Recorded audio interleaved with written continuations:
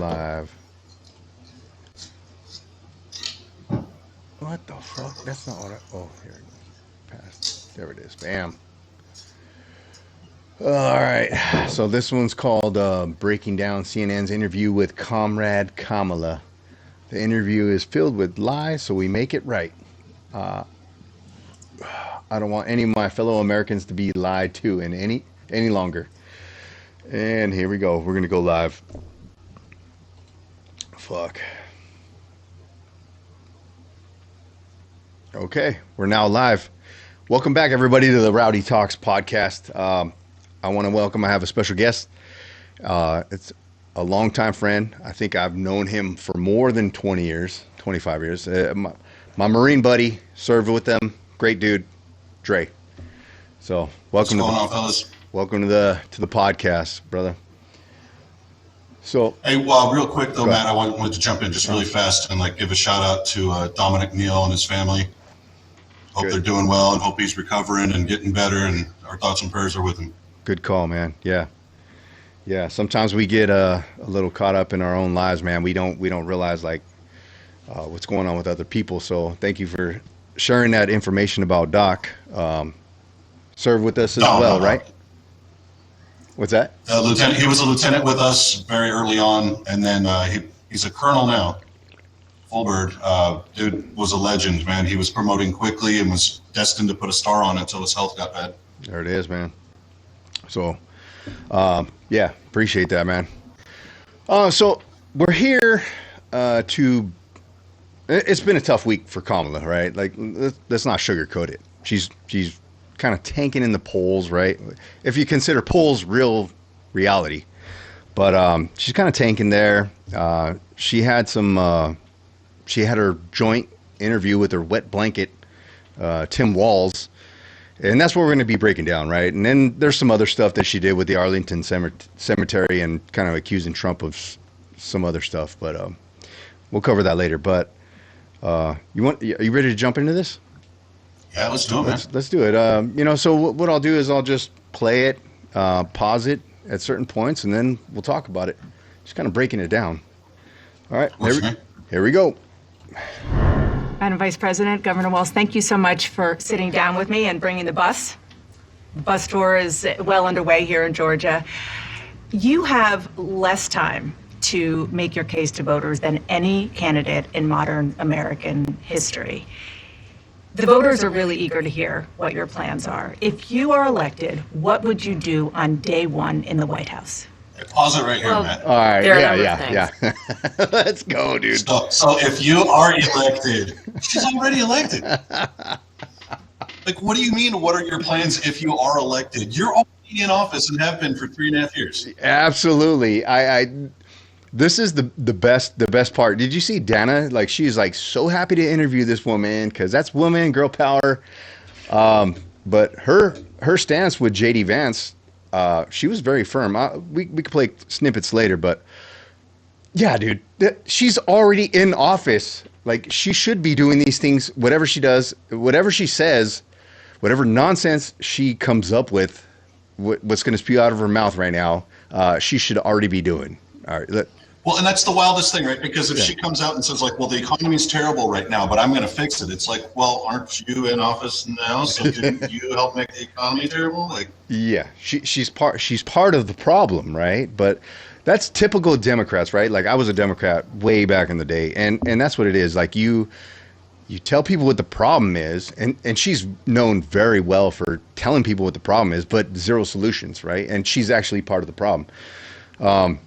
But yeah, let's continue. Let's see what she has to say.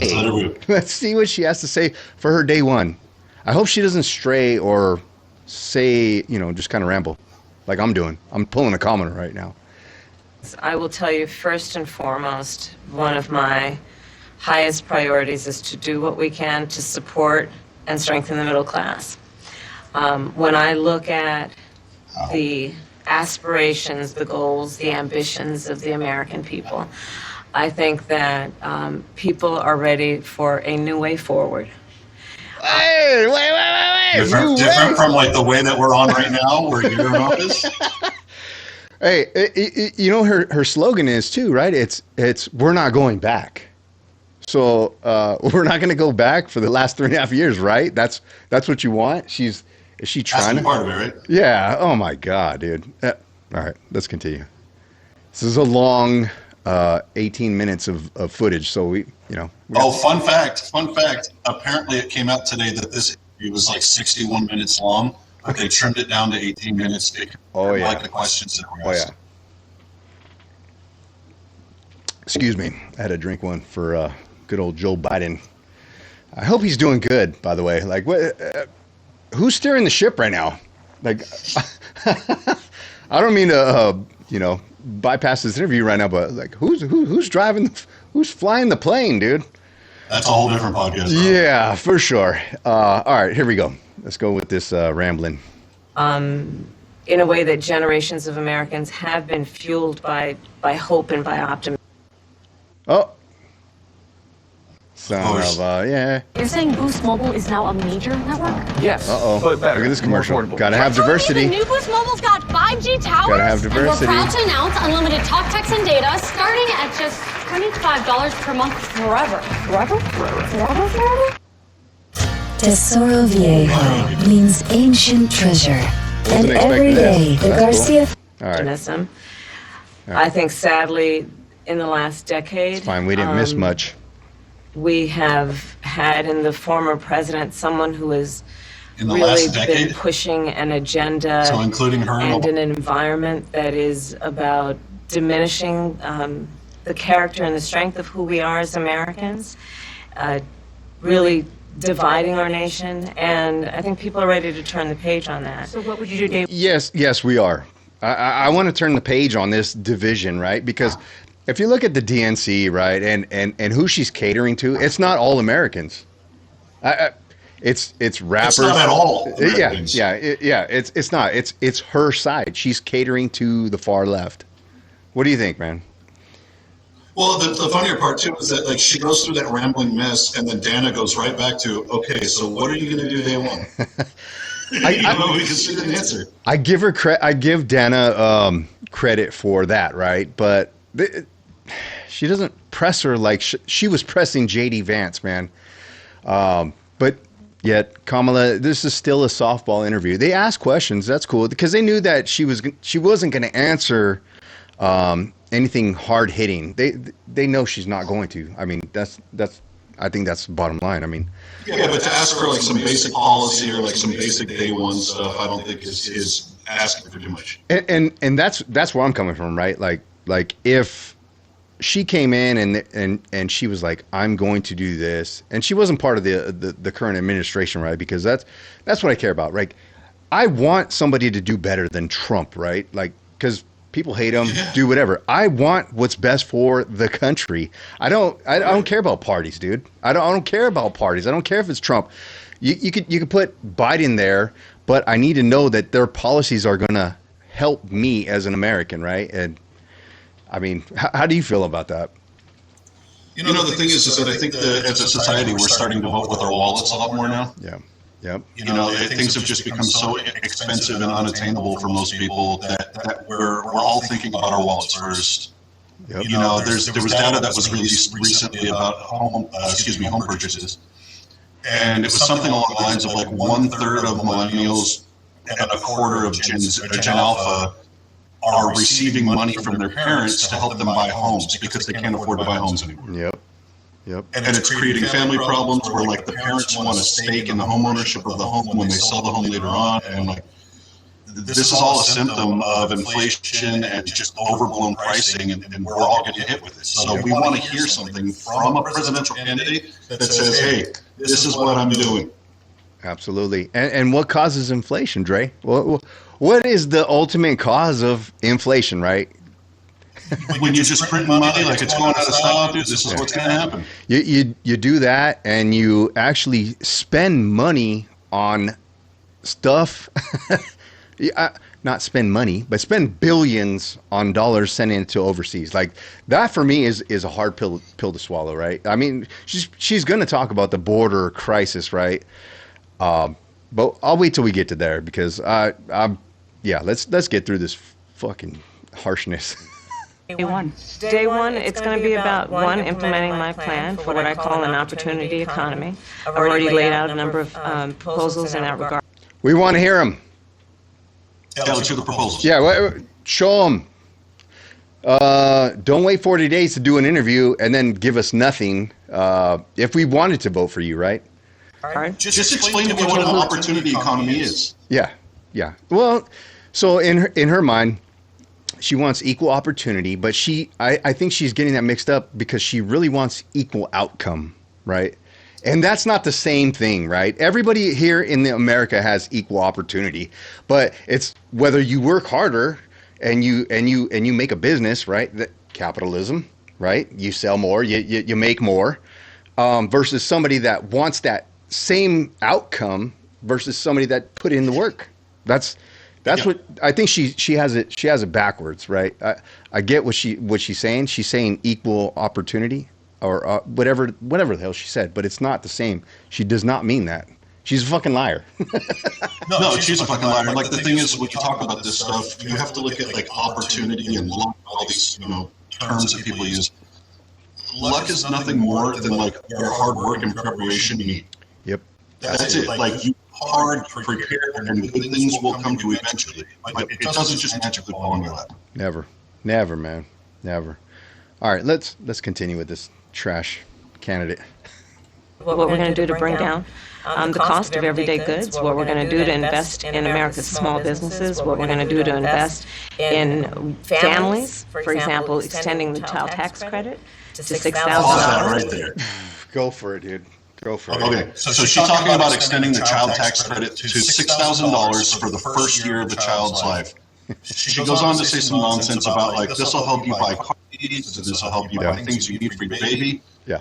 If you're not a complete fucking idiot, you understand that the tax credit comes to you at the beginning of the next year. Thank you. So tell me how a tax credit that you're going to get in January helps you pay for a car seat when your baby was born in February. No, you got to pay. You got to pay up front, sucker. We'll give it back to you. That's what that is.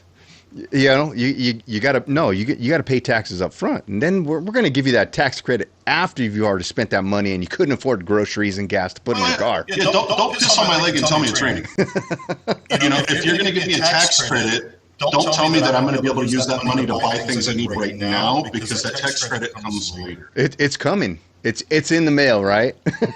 Yeah. All right, let's roll it. All right. For families for the first year of their child's life, to help them buy a car seat, to help them buy baby clothes, a crib. There's the work.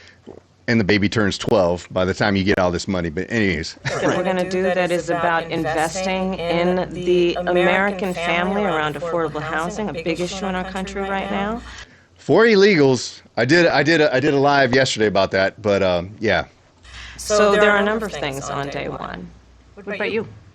Well, I'm excited about this agenda too. As I said, the idea of inspiring America to what can be, and I think many of these things that the Vice President's proposing are things that we share in values. And the child tax credit is one we know that reduces childhood poverty by a third. We did it in Minnesota. To have a federal partner in this, unbelievable, I think, in the impact that we can make. You talk about, you call it the opportunity economy. You are well aware that right now many Americans are struggling. There's a crisis of affordability. One of your campaign themes is we're not going back. But I wonder what you say to voters. Okay.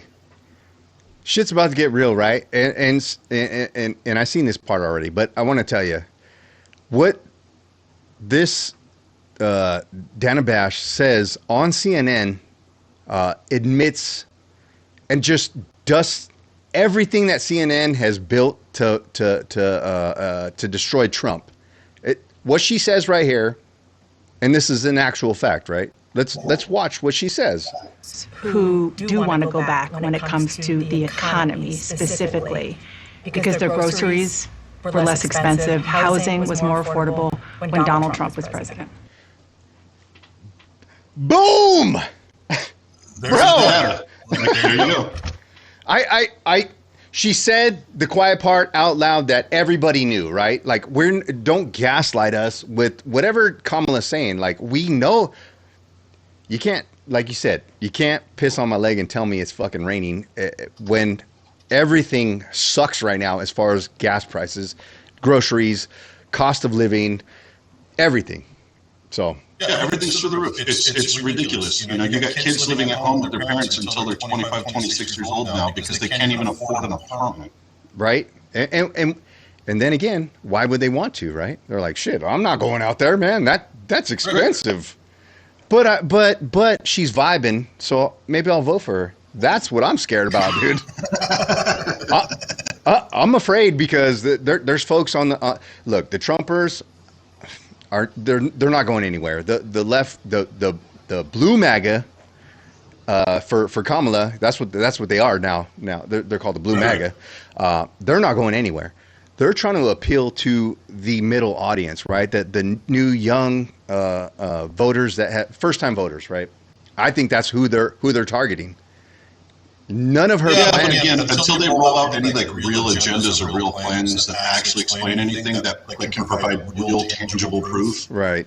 it's going to be harder for these young voters to stick with her. But see, she's not going to, right? Because if you don't commit to anything, then you're not responsible for lying. Like, nobody can call you a liar. Because look, oh, well, she said she was going to do this. Well, she never really said that. She never really committed Yeah, to but that. I think the younger generation is like wisening up a little bit because they bought into that 100% with Biden. Yeah. You know, the whole thing, like, we got to beat Trump and we got to stop, you know, fascism and blah, blah, blah. True. And so, like, okay, cool, this guy's the guy. And then Biden's been in office for 3.5 years and everything's gotten worse for them. Homes are more expensive, inflation's higher, jobs are worse, groceries more expensive. Like, so they actually want some proof. Yeah, I hope so. All right, here we go. Well, let's start with the fact that when Joe Sorry, Biden... I got to hear her say it again. Were less expensive. Housing was more affordable when Donald Trump was president. Well, let's start with the fact that when Joe Biden and I came in office, during the height of a pandemic, we saw over 10 million jobs were lost. It's true. People, I mean, literally, we were all tracking the numbers. Hundreds of people a day were dying because of COVID. The economy had crashed. In large part, all of that because of mismanagement by Donald Trump. Bullshit. Bullshit.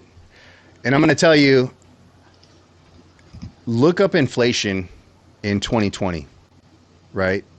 Look up inflation. It was 1.9% inflation.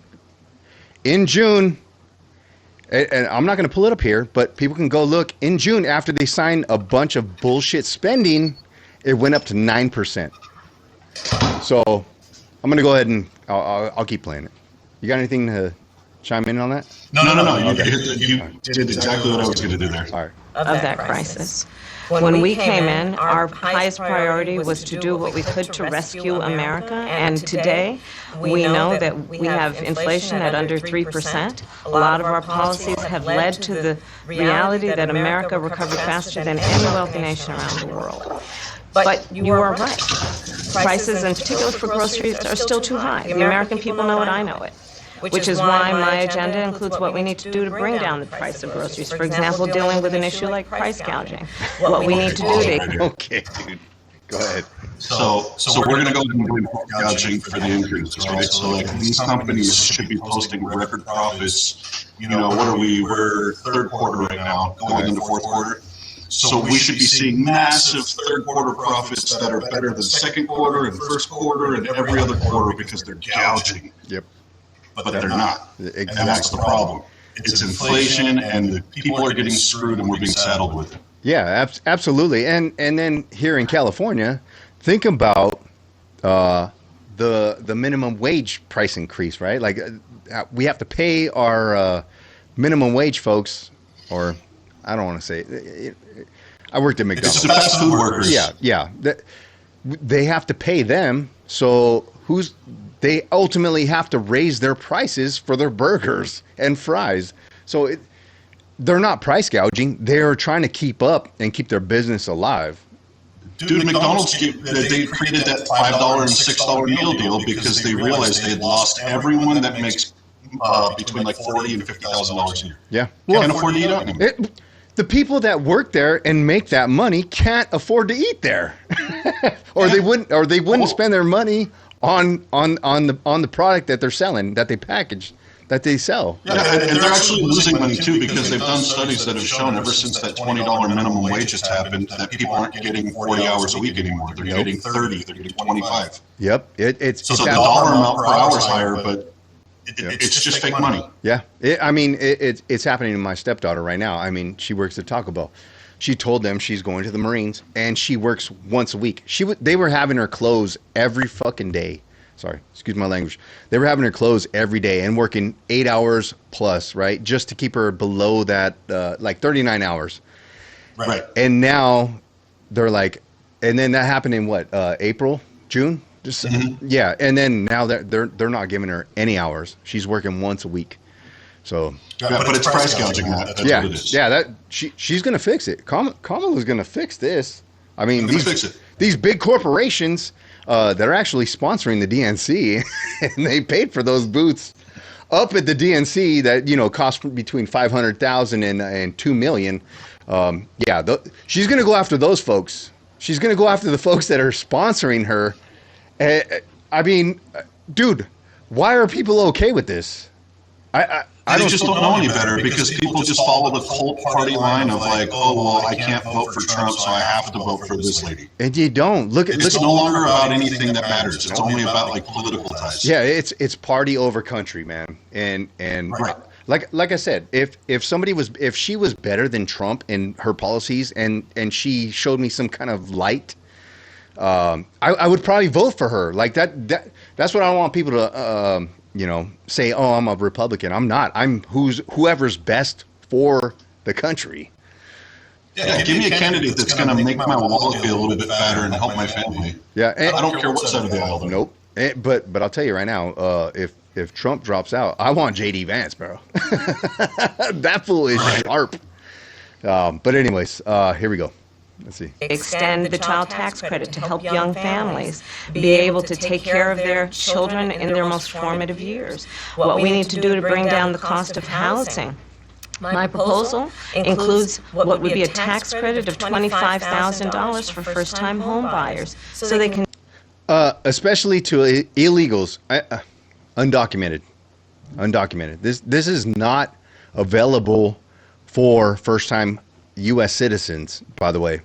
You can look it up. Actually, I got to correct you on this. Okay, go ahead. So that's why I had you on. It's mortgage loan originator in California, so I kind of do this. All right.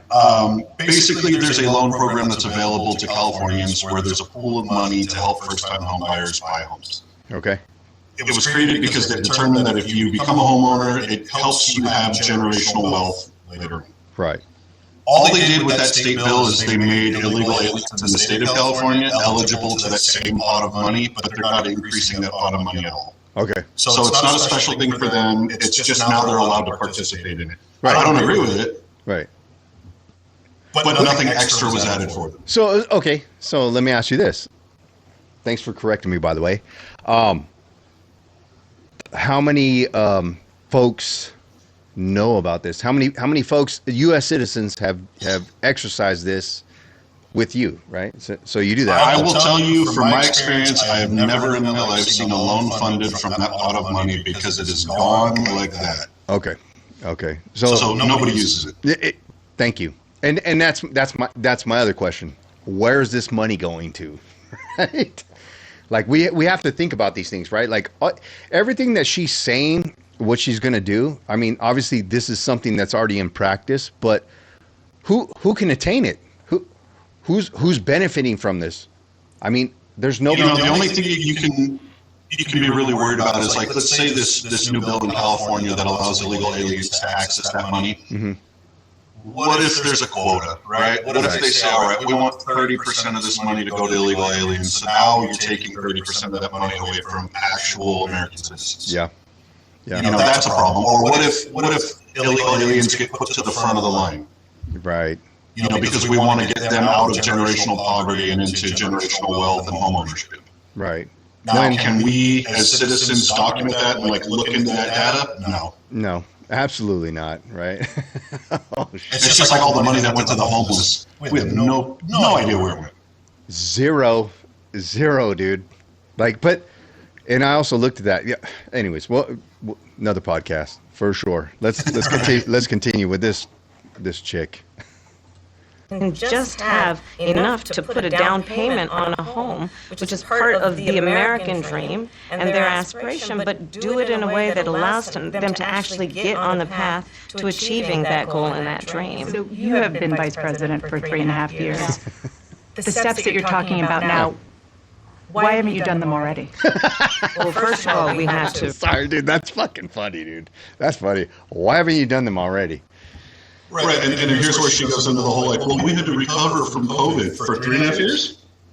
Yeah. All So while bragging that we're the greatest economy ever and we have some jobs, but we're still recovering from COVID. absolutely. Recover as an economy, and we have done that. I'm very proud of the work that we have done that has brought inflation down to less than 3%. The work that we have done to cap the cost of insulin at $35. I'm sorry. Cap the cost of insulin. Okay. What does that have to do with anything? No. But this one really fucking pisses me off because this is something that Trump did, right, during his presidency, but it didn't take effect till 2021. That was in the stipulation of what he did. He capped it at $35 for insulin, right? Right. She's taking credit for that. Her and the Biden, Right, because it happened during their time in office. exactly. So, like, what she's talking about, that's a straight up lie, dude. Like, she did not do this. She didn't do this. She's riding the coattails in this department, right, on Trump. So, I'll continue to hear her lie. Let's go. A month for seniors. Donald Trump said he was going to do a number of things, including allowing Medicare to negotiate drug prices. Never happened. We did it. So now, as I travel in the state of Georgia and around our country, the number of seniors that have benefited, I was in Nevada recently, a grandmother who showed me her receipts. And before we capped the cost of insulin for seniors at $35 a month, she was paying hundreds of dollars up to thousands of dollars a month for Thank her you, Trump. insulin. She's Thank not you, doing Trump. that You anymore. maintain Bidenomics is a success. I maintain that when we do the work of bringing down prescription medication for the American people, Yeah. including capping Right there. So, when she mentioned Bidenomics, she's trying to separate herself away from Biden at this point, right? She wants to separate the failures, Bidenomics, but she wants to celebrate the successes of Donald Trump, right? Like people Well, don't. that's the funny part. It's like, no, it's not Bidenomics. You know, the economy's terrible right now. I know inflation's all high, this and that. But also, look at all the great things we did. Yeah. We did so many wonderful things that made the economy better for everyone. But no, it also sucks so much that I need to do a lot to change it. Yeah. It put me in charge, not the old guy. Right. Come on. the cost of the annual cost of prescription medication for seniors at $2,000. When we do what we did in the first year of being in office to extend the child tax credit so that we cut child poverty in America by over 50%, when we do what we have done to invest in the American people and bringing manufacturing back to the United States so that we created over 800,000 new manufacturing jobs, bringing business back to America, what we have done to improve the supply chain so we're not relying on foreign governments to supply American families with their basic needs, I'll say that that's good work. There's more to do, but that's good work. I want to get some clarity on where you stand on some key policy issues. Energy is a big one. When you were in Congress, you supported the Green New Deal. And in 2019, you said, quote, "There is no question I'm in favor of banning fracking." Fracking, as you know, There we is a go. pretty big issue, Flip-flop. particularly in your must-win state of Pennsylvania. But, by the way, why the fuck is Tim Walz there, dude? Why He's is just making sure that she's got somebody to like hold her hand. but You know, and you talk about what she was on earlier about like reducing the price of like drugs for senior citizens and all that shit. They keep harping on senior citizens, and I just did a quick check, easy to do. It says in 2022, 17.3% of the U.S. population was 65 or older. So like we're not talking about like an 80% population or anything. Like we're talking about less than 20%. right? Like let's stop bragging about the thing that we did that helped the less than 20%. Well, that one time. What the? Yeah. 1 second, dude. I don't see it. Okay. Sorry. Let's play it. This guy is very annoying, dude. Yeah, let's go. Do you still want to ban fracking? No, and I made that clear on the debate stage in 2020 that I would not. She was never on the debate stage in 2020. 2019, yes. Do you have anything on that? Because No, that's why I said, oh, did you? yeah, she definitely did not. She was not on any stage in 2020. She was there in 2019 when she backed. Had to drop out because she couldn't get a single delegate. Single delegate, not one person voted for her. Kind of like how she became the Imagine that. the Democratic nominee. Yep. Wow, crazy. And then people attack me online when I say this woman has been handed everything from a powerful man, from somebody who is Dude, she was Willie Brown's hot dog bun. That's how she got started. right. I mean, and see that's a moral thing, right? Like I'm not going to judge her for that, right? Like I've been promiscuous too, but the thing is, I'm not running for president. Right. And check this out. If she was doing a hell of a lot better job in the last 3.5 years as vice president, I wouldn't care. Hey, dude, have at it. Have at it. And that's kind of why, like, when people wonder why I still support Trump when he cheated with the porn star, because he fucking made my wallets fat. Like, I go ahead, do what you got to do, but you're taking care of me. You're taking care of my family. I can do things like that. Like when you go from what do you call it? Political to morally. Like, dude, I'm down for the political. Like, I don't care what you do, right? Because only God can judge us, really, in my opinion, by what we do. But how you're affecting other people, I don't know, man. All right. Yeah, absolutely. Not ban fracking. As vice president, I did not ban fracking. As president, I will not ban fracking. Lie. In 2019, I believe, at a town hall, you said you were asked, would you commit to implementing a federal ban on fracking on your first day in office? And you said, there's no question, I'm in favor of banning fracking. So yes. Yeah. So it changed in that campaign. Oh, In 2020, I made very clear where I stand. We are in 2024, and I've not changed that. straight up lie. Straight up lie, dude. She's lying. Sorry. She's lying. It's either she's lying or she's stupid. Well, and she doubles down on it here. She does the whole concept of like, well, values haven't changed. And it's like, look, dude, you can simply say like, hey, 4 years ago, I was against fracking, but I realized how important it is to the economy, so now I'm no longer against it, and we're good. We won't ban fracking. Absolutely. I would People accept would rally that. behind that. Yeah, I would accept that. I'd be like, cool, I get it. Yeah, because people change, right? Like J.D. Vance said some shit about Trump before he was in office, and then Trump did an amazing job, and he was like, well, you guys were mentioning what I said about that, but I seen what he did with our country, so I changed my mind. She didn't have any of that. There was none of that for her. She was just like, No, well, but she doubled down on it anyway. my values are my values, and a lie is a lie. Position, nor will I going forward. I kept my word, and I will keep my word.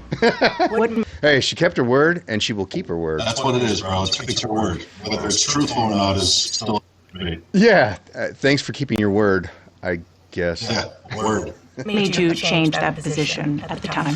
Well, let's be clear. My values have not changed. I believe Anytime it they is say let's be very clear, it's a important lie. that we Yeah. take seriously what we must do to guard against what is a clear crisis in terms of the climate. And to do that, we can do what we have accomplished thus far. The Inflation Reduction Act, what we have done to invest, by my calculation, Inflation Reduction Act, when we're talking about the Green Deal, Yes. She so did this that. is more of that deflection and like, Yeah.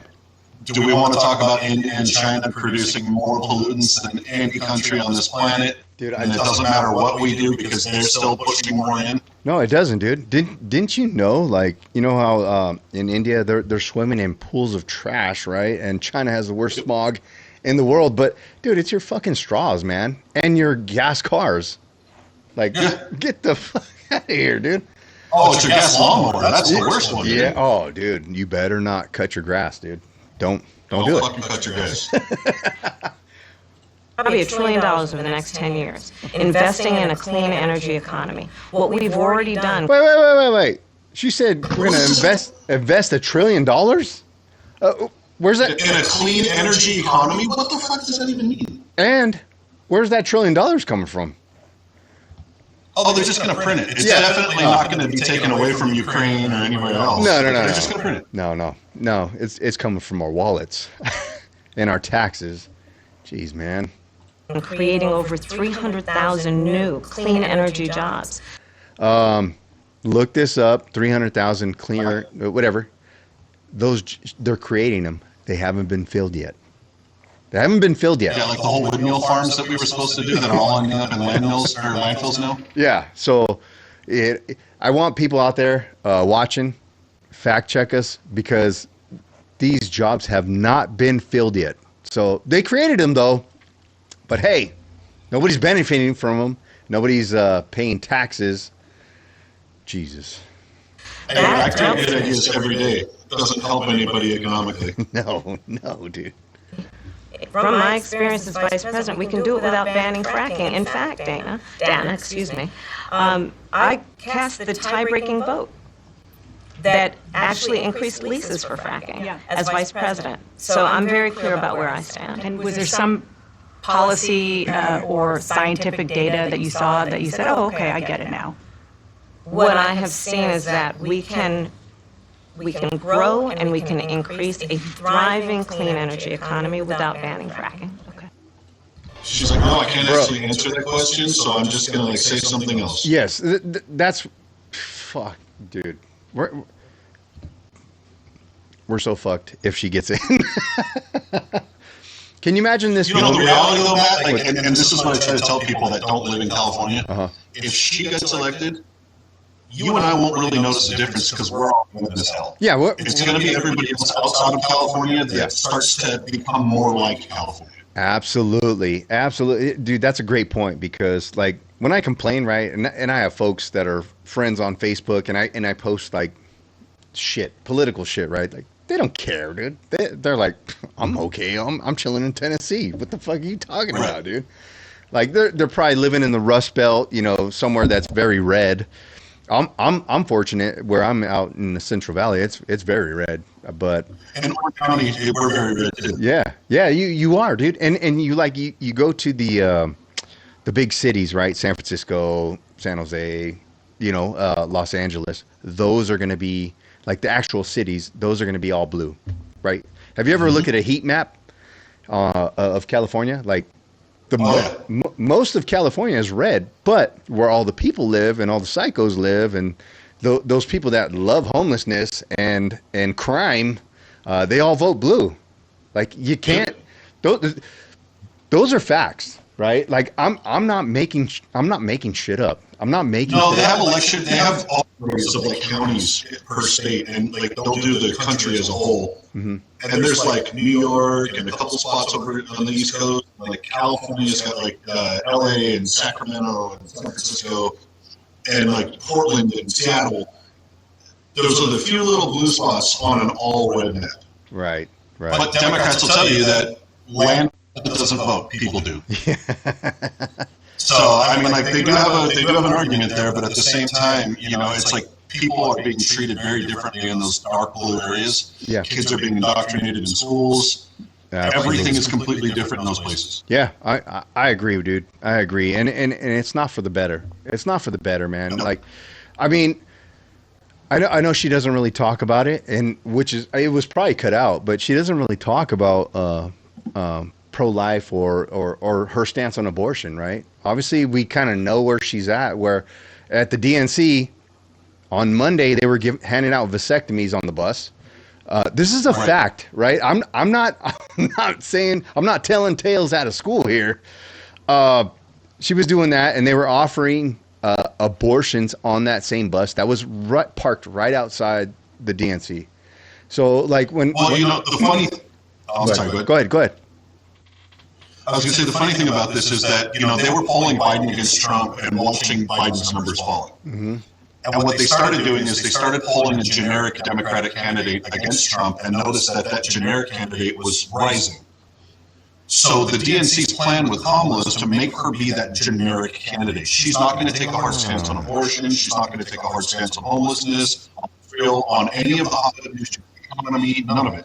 Because she needs to stay as generic as possible so that way she can attract the entire Democratic voting base. Got it. So she's like the customizable character on NBA 2K, right? So Yeah, pretty much. you can give her powers and her. That's Right. that's too crazy, dude. That's too crazy. So here's the part two. I believe she talks about the Israel-Hamas war. I'm not too versed in Israel and Hamas, dude, because here's the thing, man. I don't believe in killing, and I don't believe in funding killing. Right? We are warriors, right, of the same blood. From being a Marine, right? That's your first job, to kill, right? But now when it comes down to a choice, I don't believe that we should be funding that, right? I don't know. Not other people's wars. No, exactly. Let's fight our own battles, right? And I've always said this before. America first, right? Yes, take care of others. America first, and that's my stance. Yes, I do want to help everybody, and I've said this also before. Is when you're gonna crash in a plane, the oxygen mask comes down. It doesn't say to help the person sitting next to you. Help yourself, right? Get that oxygen, and then help the person next to you. That's clear cut, man. Because if we're not doing good and we can't breathe oxygen, how the hell are we gonna help somebody else? Kill How other can I people. help you if I'm dying? Absolutely, man. So people can say whatever they want about my views, right? But that is my view. America always first, and then we'll help everybody else. I'm down for it. All right, let's hear her non-answer on Israel-Hamas. Here we go. Another issue, big one, is immigration. As Vice President, you were tasked with Let's see. Is there a diversity in this? I hope there's diversity in this commercial. I hope there is too. Dude. Don't tell me it's my internet. It knows what we're doing. It's like, wait, you're breaking down what? All right. Yeah, we're doing the unspeakable. Let me shut it down and then restart it. Because we're going to tackle this bitch. She's getting tackled. another issue, big one, is immigration. As Vice President, you were tasked with addressing the root causes of migration in southern countries and Northern part of Central the America. northern part of Central America that deals with, that affects the southern. Bro, you're the border czar of all borders. Not just, dude, how many borders are there in the United States, right? There's everything around us, not just, the southern. Well, she said the northern part of South America, right? Yes. So that would be Venezuela, Yeah. which is the country that's providing us the gangs that are taking over Aurora, Colorado right now. Well, don't tell the Hispanic population here, don't tell them that, because these are apparently hardworking individuals that just want a better life, when the majority that are coming through our southern border are of military age, right? So we're not separating children and families at the border when these folks get caught. These are actual men. So that's a fact, right? I'm not spewing. Yeah, I'm not spewing bullshit. Where saying, oh well, yeah, whatever, man. They're separating families and putting children in cages. And that was an Obama thing, by the way. But no, these are military-aged men that are flooding through the border. Unvetted, no background checks, nothing. Yeah, where are they coming from? Where? Dude, they're finding documentation that's written in Chinese because the Chinese are coming over through the border because it's the easiest way to get here. 44,000 Chinese Americans they're Americans now, but I'm sorry, 44 Chinese folks, men of military age have come in between October and now. That number probably has risen when I said this. So Oh, dramatically, yeah. pretty crazy, dude. All right, let's keep going here. Border of the U.S. During the Biden-Harris administration, there were record numbers of illegal border crossings. Why did the Biden-Harris administration wait 3.5 years to implement sweeping asylum restrictions? Yeah, why did they? She just admitted that there has been record numbers. Record, dude. People are stupid if they even fucking vote for this woman, dude. Like, she just straight up said, Dana just said there have been record numbers. Never seen before. But yet, Unprecedented record numbers. And she's been the border czar for 3.5 years. And even if she wasn't, she was still involved in the policy on what was going to be done at the border. Absolutely. For the last 3.5 years. Yeah. So I actually read I had it pulled up here, but I opened up a bunch of other windows. But I looked at Biden's bill for his budget for 2024, and he asked for $4.9 billion more than he asked for last year. So the previous year in 2023, he asked for so many billions. But yet, for 2024 in his budget, he asked for almost $5 billion more to handle what? Well, because he had to get reelected. That's all that was. It had nothing to do with actually stopping the border crossings. It had everything to do with making his reelection bid look better. Right? And those But that's the game. the $4.9 billion didn't go towards hiring more border agents, right? Well, it did, but it was more border agents to help get folks in this country. It wasn't to stop anything. It was more to, hey, let's expedite your shit and get you in here so you can vote for me. Think about this for a second, man. Like, Democrats, at this point, they're not having children. The progressives don't have kids. Nope. You know, Gen A, they don't want to have kids. Nope. The Democrats have to replenish their voting base somehow. So Yeah. how do you do that? You let millions of people come into this country that are going to be dependent on the government, and you promise them everything. Yep. And That's how you keep yourself in office and keep yourself in power. That's a great point, man. Honestly, I didn't even think about that. Yeah, absolutely. Absolutely, dude. All right, here we go. Well, first of all, the root causes work that I did as vice president, that I was asked to do by the president, has actually resulted in a number of benefits, including historic investments by American businesses in that region. The number of immigrants coming from that region has actually reduced since we began that work. But What is she talking about? So what she's trying to say is that we invested a bunch of money into Venezuela's economy, or those northern South American countries.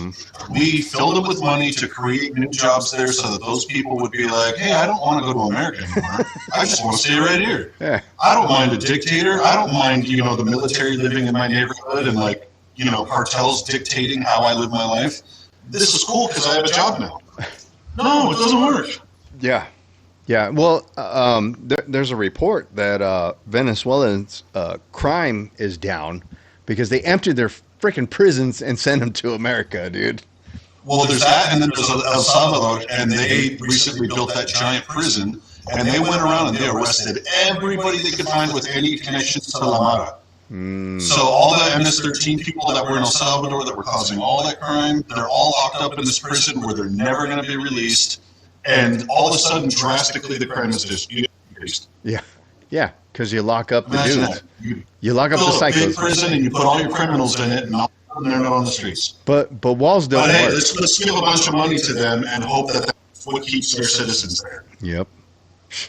We give them money, and then they send us their Oh, we get their best and brightest, right? just like the Marines, man. You know. All right, here we go. I will say this, that Joe Biden and I and our administration worked with members of the United States Congress on an immigration issue that is very significant to the American people and to our security, which is the border. And through bipartisan work, including some of the most conservative I hear members of the gibberish. United States Congress, a bill all was just crafted, which mystery. we supported, which I support, Support and Donald crafted. Trump got word Big of words. this bill Mean that nothing. would have contributed to securing our Contributed. border, and because he believes that it would not have helped him politically, he told his folks in Congress, don't put it forward. He killed the bill. Okay, I'm gonna stop right there because I know something that a lot of people don't know, right? That's not true about the bill being killed. Yeah, well, and Well, partially. go ahead. So when these bills get written, obviously most people know this, but when they get written, there's a lot of different things written in there. So like you could have an immigration bill that will also say like, I also want $3 million gifted to the New York Public Library System. Yep. And you're like, no, this has nothing to do with immigration. I don't want to allow the earmark for pork. Yep. Like people will say, I don't want any pork in the bill. I don't want any earmarks in the bill. I want a straight immigration bill. So when a bill gets killed, it's because it's full of shit. Yeah. It's full of pork that doesn't actually address the issue. And it's like, you're asking for $1 billion and 500 million of it goes to what you actually want to sell. And the other 500 million just disappears. Yep. So I saw that and I pulled this up, right? Critics say border bill would send 60 billion to the Ukraine. And here's where it's really going, right? So like that's just the backing of what you're saying. Yeah, because exactly. Oh, well, I'm going to send 30 billion to the Bahamas for tourists. So like, what? The problem Why? is it's not 60 billion to Ukraine. It's another 60 billion to Ukraine. Another dude. So like when they say that he killed this bill, like, wait, when did he kill that bill? Because wasn't he out of office by then? Right? It's because he's got such political influence, man. Yeah, he does, right? I mean, he's not even in office. He controls the Senate and the House just as a civilian. Her and Biden are in office. What the fuck are you Right. talking about? You know what I mean? So, all right, let's hear some more lies, dude. I'm actually enjoying this. A border security bill that would have put 1,500 more agents on the border. And let me To help illegals get into the country faster. tell you something. The Border Patrol endorsed the bill. And I'm sure in large part because they knew they were working around the clock. And 1,500 more agents would help them. That bill would have allowed us to increase seizures of fentanyl. Ask any community in America that has been devastated by fentanyl what passing that bill would have. Yeah. So the funny thing is like when Trump authorized the National Guard to go to the border, we have rules about how the National Guard works in this country. There's a thing called posse comitatus, and I believe it's Title 10. Basically, what it means is that you cannot have people that work for the federal government working on the border, working as like state level employees. Okay. So when they authorized the Border Patrol to work on the border, they didn't do anything in terms of like defending the border or arresting anybody. All they did was like paperwork and admin things and logistics, trying to free up the agents so that way they could be on the border. Right. But the Democrats at that time, all they did was say like, look, Trump's militarizing the border and he's sending the National Guard to the border. Meanwhile, those troops couldn't do anything to enforce the border. Yep. So it's like, things were done in the past to try to make this problem get better, but nobody wanted to admit that that was happening, and now we're like making up news stories about what they're going to do in the future. Yeah. Hey, so 1,500 more officers. There were more than 1,500 National Guard troops on the border. Oh yeah, absolutely. It's kind of like when they hired 88 more. She talked about no taxes on tips, right? But yet they authorized and hired 88,000 more IRS agents, and there was a specific department that was focused on taxing tips. So you can't make this shit up, dude. You can't. Like, the lies are coming out, and unfortunately people are still eating them up, man. That's right. Keep it going. Done to address their concern and the pain that they've experienced. So you would push that legislation again? I just want to I ask only about. push it.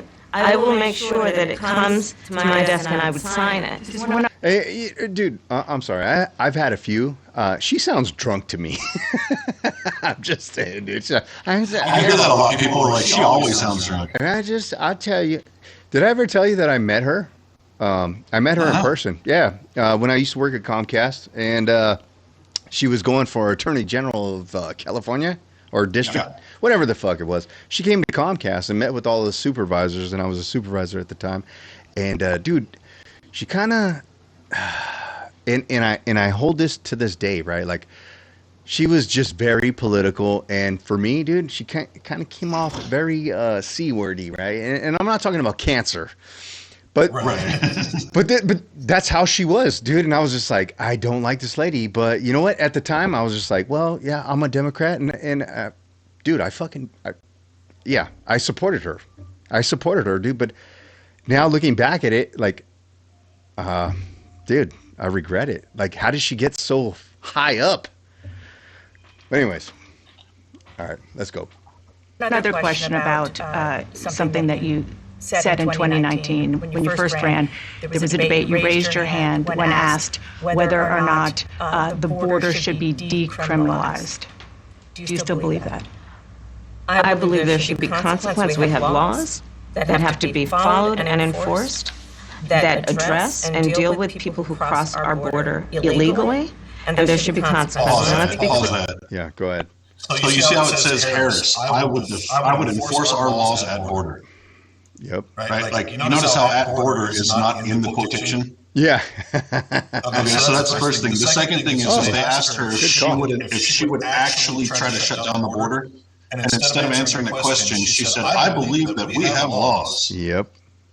She's just sidestepping every single question that's given to her. Like I said, dude, if you don't take a stance, then you can't be held responsible for when it fucking fails, dude. That's all. It's that whole genetic candidate thing. Yep. Fuck, dude. NBA 2K.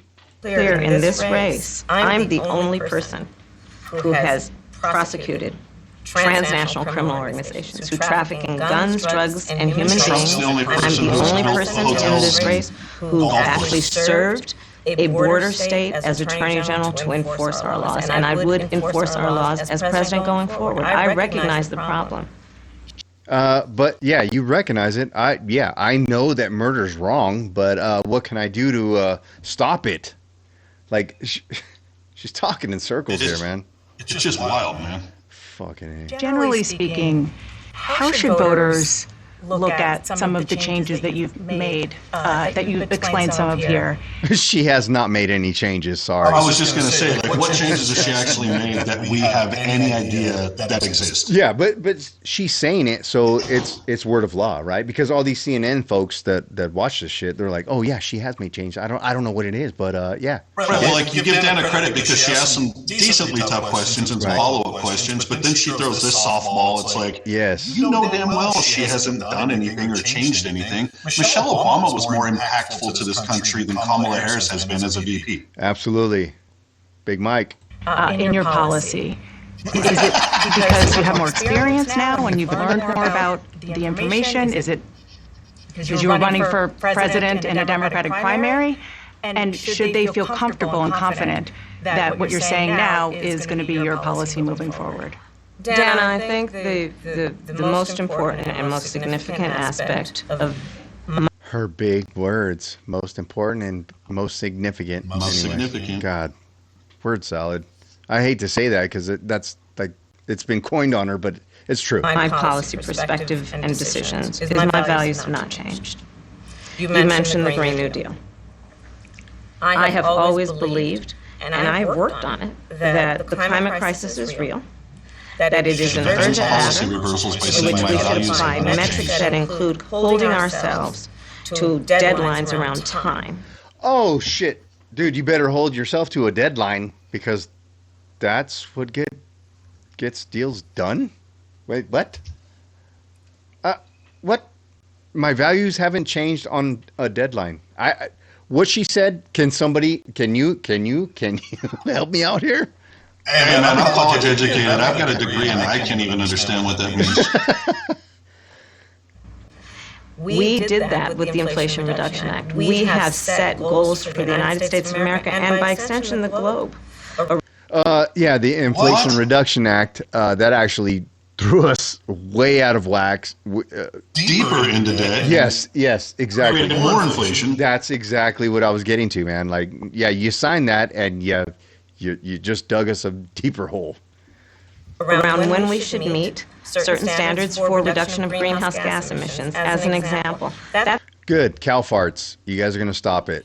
It's cool. Yeah, because I'm sure that the second we kill all the cows and we have no more gasoline engines in this state, and then we make that happen in every other state, I guarantee that China and India are going to stop burning coal and stop just flooding all their water with pollutants and toxins. Oh, they will, dude. It's all us. It's all us. Yeah, well, they're going to follow suit because everybody wants to be an American, right? I mean, nobody's laughing at our country right now. Nobody.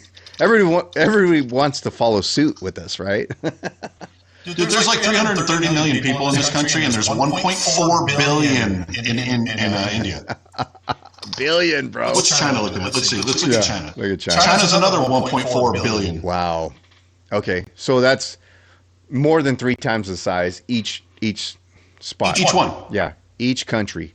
But yet, if we stop using gasoline engines in this state, all of a sudden it's going to make a difference worldwide. But don't forget about your straws, dude. Oh, yeah, the straws are terrible. Dude, you know what? The little plastic rings around our sodas. Dude, you better cut those because baby seals get those caught around their neck, dude. Yeah, maybe they should think about it before they swim through them. Dude, but you know what? Those just off topic, but dude, those paper straws suck balls, dude. They suck so bad, bro. It's such a problem for me that I actually keep a couple plastic straws in my console in my truck, so that way if I come across that shit, I'm like, nope. I have it. All right, here we go. That value has not changed. My value around what we need to do to secure our border, that value has not changed. Well, if that value has not changed around securing, around securing our border, which you have not done, I'm concerned about that. As a voter, I'm concerned about that. Like your values We're have not. literally asking for change. Yes, we want the border to change, but your values won't let you change. I don't know. I spent 2 terms as the Attorney General of California prosecuting transnational criminal organizations, violations of American laws regarding the illegal passage of guns, drugs, and human beings across our border. But not. Imagine how bitch-made Tim Waltz feels right now, just sitting there watching her talk, not doing anything. He's just her handbag, bro. He is, dude. I like I said, why the fuck is he even there, dude? He's a wet blanket, dude. Like she wants a blankie, that's her wet blanket. Look at him. Look at that frown, dude. I don't like to talk shit about people how they look, dude. Look, he's born with that frown. It's not gonna change, even when he's happy. My values have not changed. God damn it! That is Stop saying that. 4 years ago, I'll tell you one of the aspects to your point is traveling the country extensively. I mean, I'm here in Georgia. I think somebody told me 17 times since I've been vice president in Georgia alone. Nope. I believe it is important to build consensus. She's been to Texas, and but it not is the border. important to find a common place of understanding of where we can actually solve problems. On that note, you had a lot of Republican speakers. Yeah, word fucking salad, dude. Let's see what she asks her next. At the convention, will you appoint a Republican to your cabinet? Yes, I would. Anyone Yes, in I mind? would. No one in particular in mind. I got 68 days to go with this election. So. Yes. Trump's already talking about appointing Tulsi Gabbard and RFK Jr. Yeah, she has no plan, dude. Like, if you look at like the whole how everything's playing out, right? Like if we go back to the beginning, right? They wanted Trump dead on that Saturday. Like they were expecting that little dude was gonna fucking smoke Trump, and then they were just gonna push Biden on, and then invoke the 25th Amendment after election and put her in there. After that happened, they didn't know what to do. They were just like, oh shit, they scrambled, dude. They scrambled. They didn't know what to do, and then they forced this woman into where she's at right now. They had no plan, man. They were expecting Trump to die. That's my opinion. But yeah, I don't know. Let's go. I'm not putting the cart before the horse, but I would. I think it's really important. I have spent my career. Pause this right here because this is a stumble session. So basically, she's going to sit here and try to tell you that if she's elected, she's going to put a Republican in a cabinet office. And this is such a strategic move. It really is. Like Trump knowing that he wants to put Tulsi Gabbard or RFK Jr. in office, that's his way of saying, hey, liberals, I'm going to like diversify my cabinet for you. Yep. If she had any intention of putting a Republican in her cabinet, they would have already had 2 or 3 staked out, like a Mitt Romney. Absolutely. Somebody who would align with them, kind of, but also align with Republicans. Yep. She doesn't have one. She's not going to add one. It's nothing they're going to do. I agree. Well, she's plagiarizing Trump's stance, pretty much, dude. She's a lot of what she's trying to say that she's going to do is trying to appeal to Republicans, and she's not there, dude. Like they're not going to move for her. They're not going to move for her. I wouldn't, dude. Like after seeing the DNC, I don't think she pulls a single Republican voter. Like nope. The needle hasn't moved at all. Everybody who was going to vote for Trump is still going to vote for Trump. Yeah. Yep. Fighting diversity of opinion. I think it's important to have people at the table when some of the most important decisions are being made that have different views, different experiences. And I think it would be to the benefit of the American public to have a member of my cabinet who was a Republican. Upset stomach? Iberogast. Indigestion? Iberogast. Bloating? Iberogast. Thanks to the unique combination of herbs, Iberogast helps relieve 6 digestive symptoms to help you feel better. 6 digestive symptoms, the power of nature. Iberogast. Exclusive. I want to ask you about your opponent, Donald Trump. I was a little bit surprised. People might be surprised to hear that you have never interacted with him, met him face to face. That's going to change soon. But That goes to show you how involved she is as a vice president. Like, where was she? Even as a senator or as an attorney general in the state of California, Gavin Newsom has had direct relations with Donald Trump, and like a lot of people have. Like, how did she escape this after like 30 years of government office? They kept her hidden, dude. Like, they don't want her talking. I don't know why. This is like a last ditch effort to get a Democrat in the office, man. Like, anyways, yeah, she's garbage, dude. what I want to ask you about is what he said last month. He suggested that you happened to turn black recently for political purposes, questioning a core part of your identity. Yeah. After her Same response. old tired playbook. Next question, please. That's it? That's it. Okay. Oh, at least she followed up. That's it? That's all you're going to say? I respect that. The funny thing is there's a term called code switching. Mm-hmm. So like, depending on which group of friends you're around, you're going to talk a different way. I'm not a native Spanish speaker, but I'm a Spanish speaker. So when I'm around like my Mexican friends that I grew up with, I tend to speak a different way than I do with like workers from office or things like that. Yeah. So I totally understand that. That makes a lot of sense. But when your identity has not been as a black woman your whole life, and then all of a sudden you go to like, you're like, hey y'all, and like doing all that, like, stop, dude, stop. Well, she made collard greens one year that she had to use the bathtub. Right.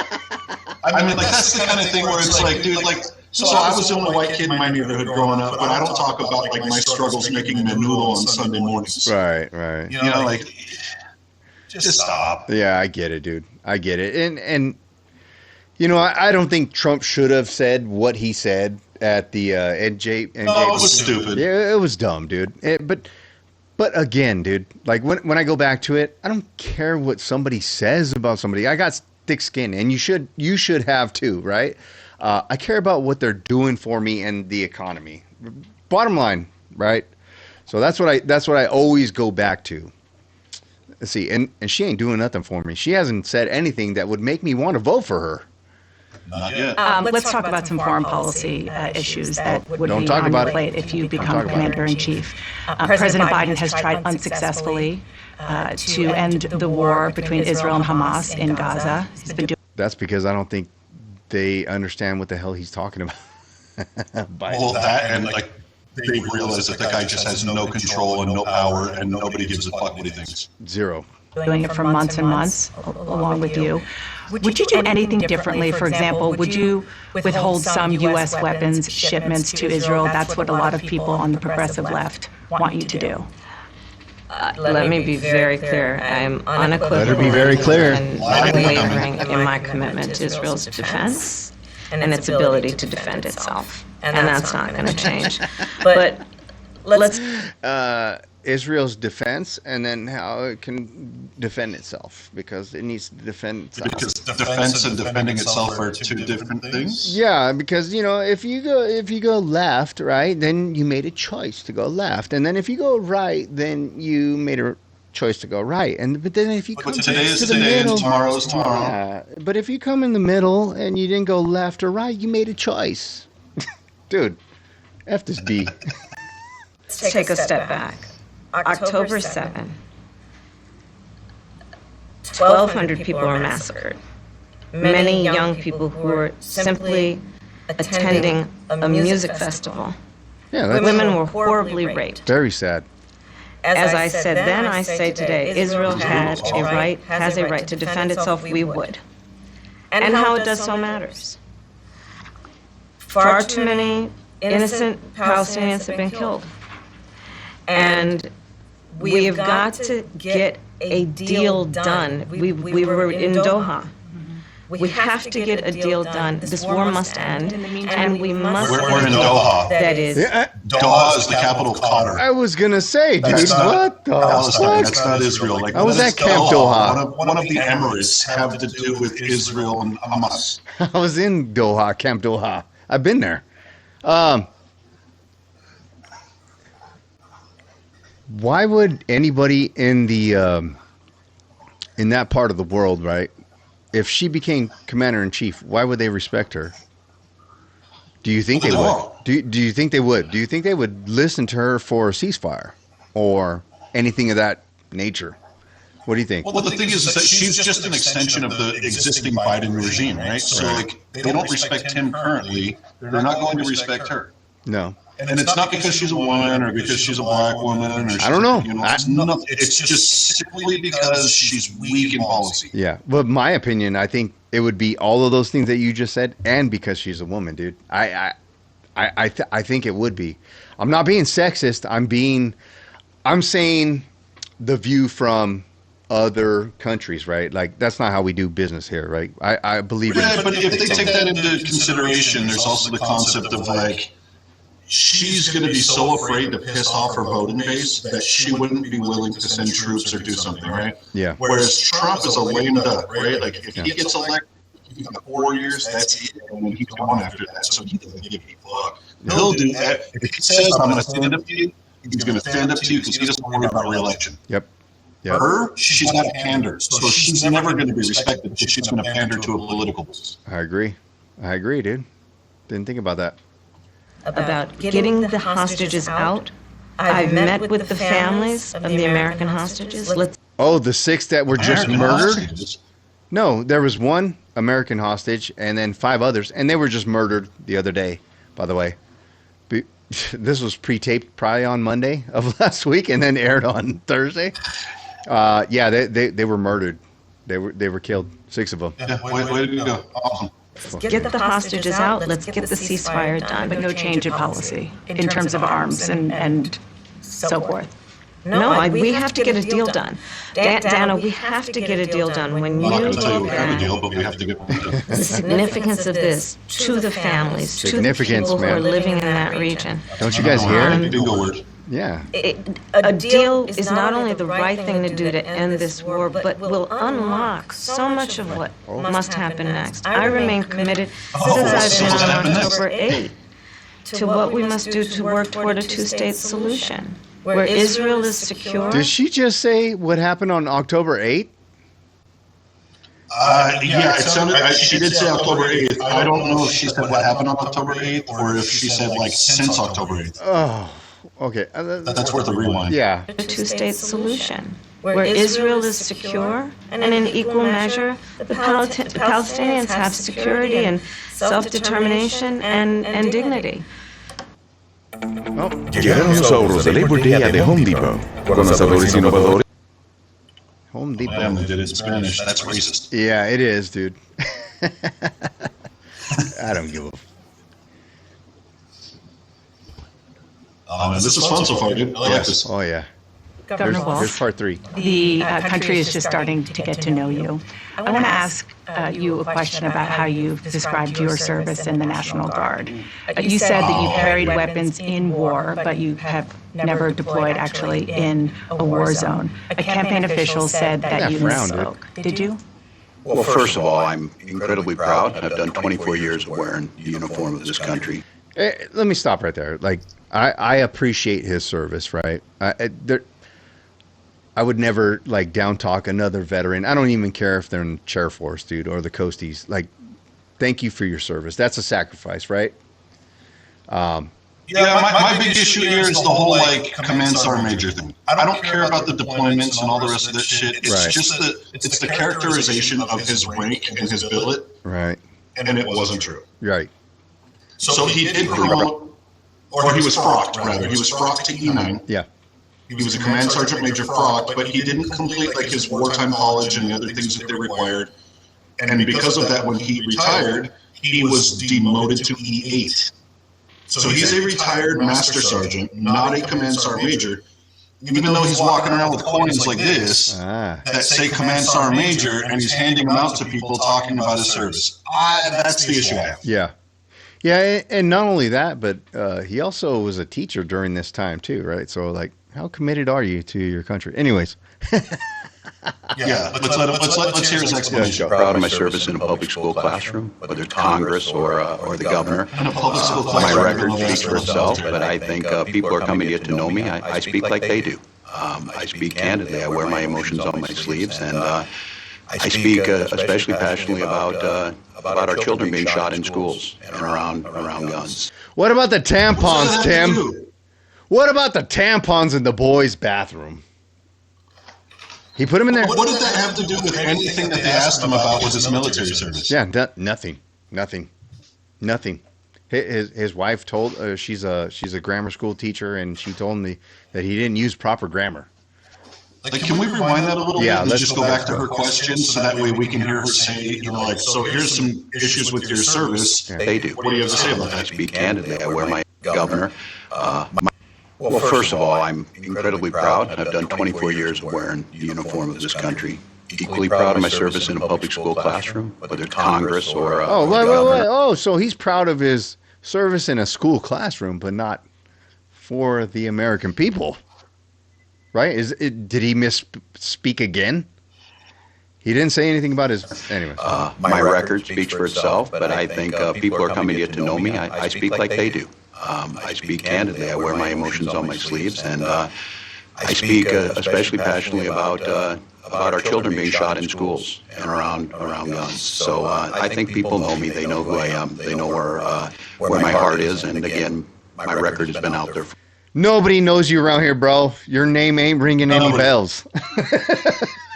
I had no idea who he was when they mentioned him as the running mate. I was like, who the fuck is this guy? Me neither. Looked him up, and I was like, oh no. Damn. Let's see.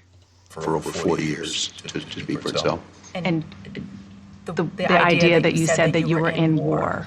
Did you misspeak as the campaign has said? Yeah, I said we were talking about, in this case, this was after a school shooting, the ideas of carrying these weapons of war. And my wife, the English teacher, told me my grammar's not always correct. But again, if it's not this, it's an attack on my children for sure. Dude, that is not an answer to what he said. Yeah, again, but in all honesty, where have we had a complete answer to any question so far in this whole interview? Nothing, man. I see why she picked him now, because they both speak in circles, and then you just get so confused. Democratic candidate. Yeah, you get so confused and pissed off that you just whatever, man. That's what you do. You're only mad at the current question because you're tired of being mad at the previous ones. Yeah. Dog, I'm not going to do that. And the one thing I'll never do is I'll never demean another member's service in any way. I never have, and I never. Oh, so when you Yours is talk, always correct. yeah, well, he said he'll never demean another person's service. You kind of were talking shit about J.D. Vance, but if this was a podcast and it wasn't live, I could insert that video in here, but I won't do this guy like that. This guy's already fucking dead on arrival. He's good. He's Just good. one other question, because again, this is all new.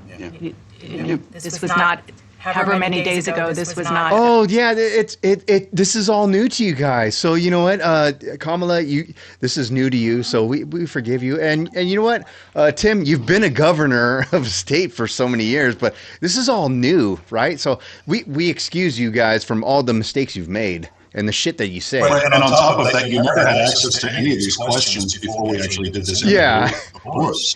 Exactly, dude. This is pre-planned and pre-recorded. I guarantee that they had the questions before, and they still didn't come up with good answers. Bro, you and I didn't even have like a production meeting before we did this podcast, and we're interacting better than they are. Dude. Oh my God, because all we're doing is we're spitting the truth, dude. That's what it takes, right? Like people that fucking tell the truth don't mind being questioned. Liars do, dude. I just these folks, man. On either of your bingo cards, especially yours, you had to clarify that you had said that you and your wife used IVF, but it turned out you used a different kind of fertility in order to have children. And then when you ran for Congress in 2006, your campaign repeatedly made false statements about a 1995 arrest for drunk and reckless driving. What do you say to voters who aren't sure whether they can take you at your word? Yeah. Well, I've been very public. I think they can see my students come out, former folks I've served with, and they vouch for me. I certainly own my mistakes when I make them. The one thing I'll tell you is I wished in this country we wouldn't have to do this. I spoke about our infertility issues because it's hell, and families know this. And I spoke about the treatments that were available to us that had those beautiful children there. That's quite a contrast in folks that are trying to take those rights away from us. And so I think people know who I am. They know that record. They've seen that. I've taught thousands of students. I've been out there. And wait, I have to stop this because it kind of ties into the abortion thing, dude. So they're for IVF. In vitro fertilization. Yeah, making babies, but they're also for killing babies, right? Right, killing really viable babies. Yes, and even after birth, after the baby's born, they want to terminate the child. Well, here's a wild subject here. My youngest sister actually had to use IVF to have all of her babies because she was born with a genetic disorder that prevents her from being able to be pregnant. Right. She had her IVF during Trump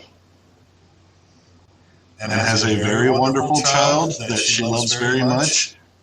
And that baby was produced during the Trump presidency with IVF. Got it. So like this concept that Trump is going to come in and like ban IVF and like abortions are illegal. No, dude. No. Like all these people are like, you can get locked in camps when Trump becomes in office. He was already in office. Did you get locked in a camp? Absolutely, dude. Absolutely. What are we talking about here? Like the hyperbole is so extraordinary. It's bad, and like they still run off of this shit, right? Because he said it from himself. I have it on video where he says, "I want to leave it up to the states," and that's where Republicans kind of get fucking pissed off at him, right? Because they're like, "No, zero abortion, that's killing," right. and he's kind of like he's not super conservative in that sense. Well, he took a harder stance on it. He said, "I want more than 6 weeks." Yeah. Yes, he did.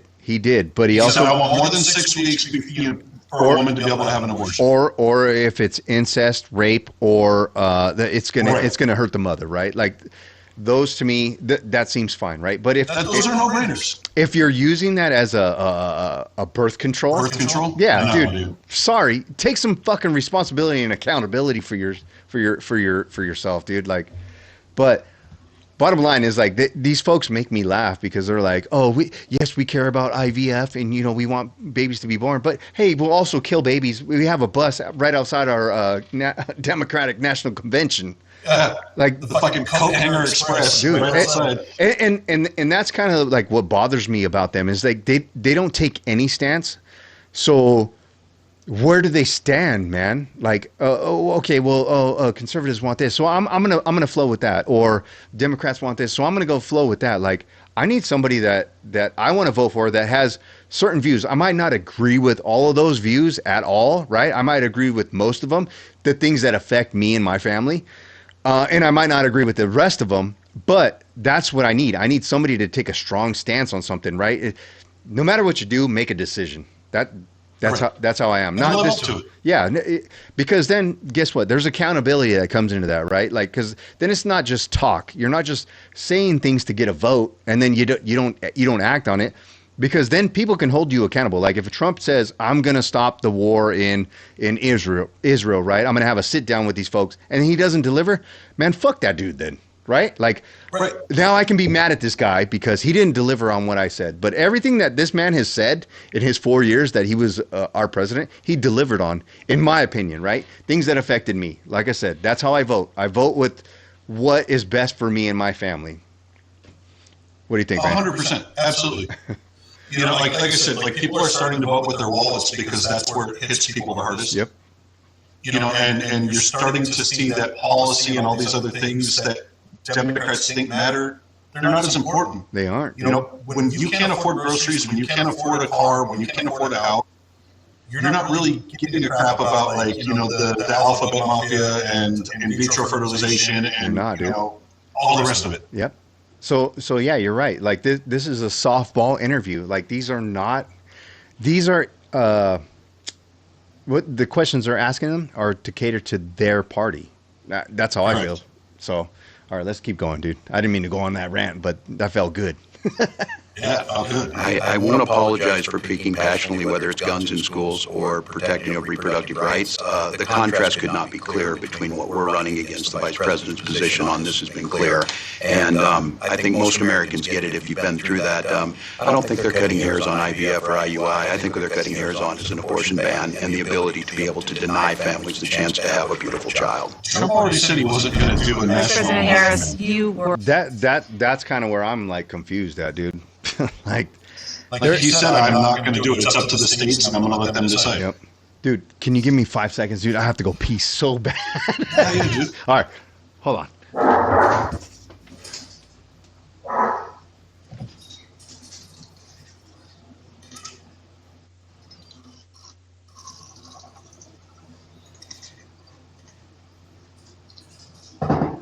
All right, for the 10 people that are going to end up watching this, Matt was my previous squad leader in the Marine Corps. In the Marine Corps. We did a deployment or so together. A lot of training in 29 bombs. He was a good dude, very fair. Probably one of the smarter NCOs that I dealt with. That's pretty much our history together. I've helped him with a loan here and there for a refi on his house and things like that, but he's a good dude. So I just wanted to give you a heads up what I think it is. Cheers to the viewers.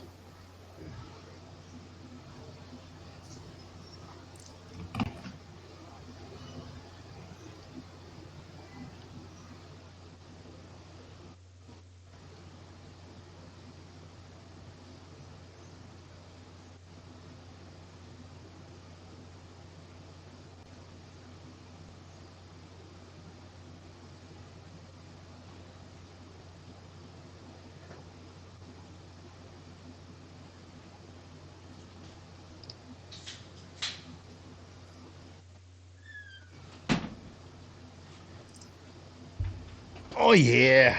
Woo, dude. Holy shit. Sorry, man. That hurt. That was hurting my kidney. All good, brother. But yeah, here we go. We'll continue. I can cut that part out. Here we go. Were a very staunch defender of President Biden's capacity to serve another 4 years. Right after the debate, you insisted that President Biden is extraordinarily strong. Given where we are now, Let's talk about do you it. have any regrets about what you told the American people? No, not at all. Not at all. Bro! She has no regrets, none. Wait! We knew he was dying. He was a fucking a corpse. We knew it. He was a doorstop, dude. If he was of sound mind and able to run another 4 years, then why did he drop out? Why does she need to run in his place? Absolutely. Why? If she doesn't, she don't. Oh God, dude, she's such a fucking liar. But I don't have to tell you guys that. You guys already know. At all. I have served with President Biden for almost 4 years now, and I'll tell you, it's one of the greatest honors of my career, truly. He cares so deeply about the American people. He is so smart and loyal to the American people. He's so smart and loyal. So and he's smart. So, like, able and sound of mind. And loyal. He's a steel trap of a memory. And loyal. Never mind. Spent hours upon hours with him, be it in the Oval Office or the Situation Room. He has... Dude, hours and hours? That conversation must have been fucking fun, dude. Yeah. It was... A lot of him going, Well, yeah, on top of her just speaking in circles, so that was probably the perfect pair. Now I see why he chose her. Oh, my God, dude. Now I see why he chose her. Could you imagine that conversation? It makes sense now. One talks in circles, and then one just walks in circles.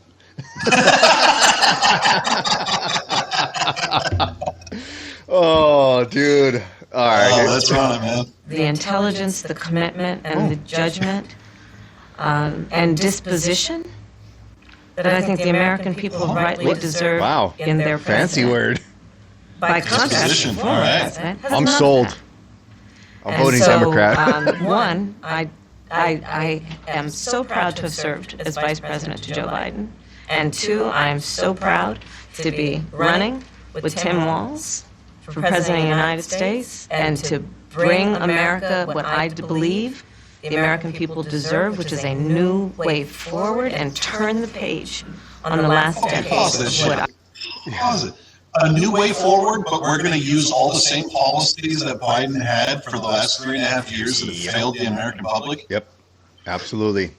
But yet it's a new way forward. Why? Because we got a, pardon my language here, we have a darker face connected to it. Oh, and a different gender. And a different gender, man. Don't forget. Wait. No. What is a woman, bro? Like, are there genders? And that's something that the Democrats cannot explain. They can't. What's a woman? Don't they can explain it, but they won't, because their constituents and their followers and their voters will hang them if they do. If they tell them the truth. I just don't understand how we get away from Biden by using all of his policies moving forward with Kamala Harris. Like, she's admitting that everything's wrong now and that change needs to occur, but everything she's positing is from the Biden campaign. Absolutely. And she was co-pilot. She was co-pilot. Bro, like, you're a smart guy. I'm a smart guy. By no means are we geniuses in any way, but at the same time, like, I'm failing to understand how that works. Yeah. It won't. It won't work. This will not work. But dude, if you play a Beyonce song at your convention and you have Megan Thee Stallion twerking in front of little kids, Oh yeah. dude, sold, right? Like I said, shit, I'm on board. Fuck policy. I'm all about vibes, man. Twerking, dude. Let's twerk. Body, yaddy, yaddy, yaddy, yaddy, yaddy. Oh man! All right, let's keep this going here. I believe has been contrary to where the spirit of our country really lies. But the last decade, of course, the last 3.5 years has been part of your administration. I'm talking about an era that started about a decade ago, where there is some suggestion, warped, I believe it to be. Bro, I'm sorry. I had to stop it. Yeah, It started a decade, so it started during the Obama administration. Yeah. Well, Trump had like an equal part that you have a part of, but yet everything is his fault, even though Obama and you were involved. yeah. You know what? I didn't even stop it because of that. Yeah. I'm sorry. I stopped it because. No, Go ahead. no, I want you to go ahead, dude. No, There's a little bit of a delay, so I want you to go.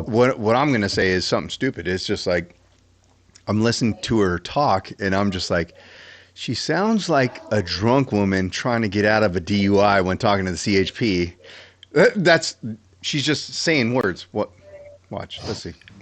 That the measure of the strength of a leader is based on who you beat down, instead of where I believe most Americans are, which is to believe that the true measure of the strength of a leader is based on who you lift up. Ma'am, just blowing the breathalyzer. Just blow into the breathalyzer, ma'am. Okay, so, on top of both of us being NCOs in the Marine Corps and, our time in the military, plus, dude, I coached extensively from every level, from, first and second graders all the way up into the high school level. I was employed by a high school to coach. It's about beating people. Yes. Period. You beat people, you have victories, you have wins. It's not about uplifting everyone. It's about finding a goal and attaining the goal. Yep. And sometimes you have to beat people to attain that goal. I don't mean physically. I just mean you got to go out there and attain the goal. Competitively, right? I mean, right. She's talking about we don't need to actually set goals. We just need to lift everyone up. That is not true. You don't make people you don't put people in better positions by lifting them up. You put them in better positions by challenging them to do better. Challenging them, holding them accountable, right? Accountability. And holding them accountable. Accountability is a huge issue. She was a prosecutor in California. She knows about this. So she's straight up lying. She's straight up lying. So say we let everybody out of prison, right? Oh, do we just put them back in society and, hey, you know what? We care about you. We're going to take care of you as well. She's not. Dude, we live in California. We know they do that. Yeah. That's where she's coming from. But it ain't that way. This ain't the fucking fairy tale that she wants to live. Fuck.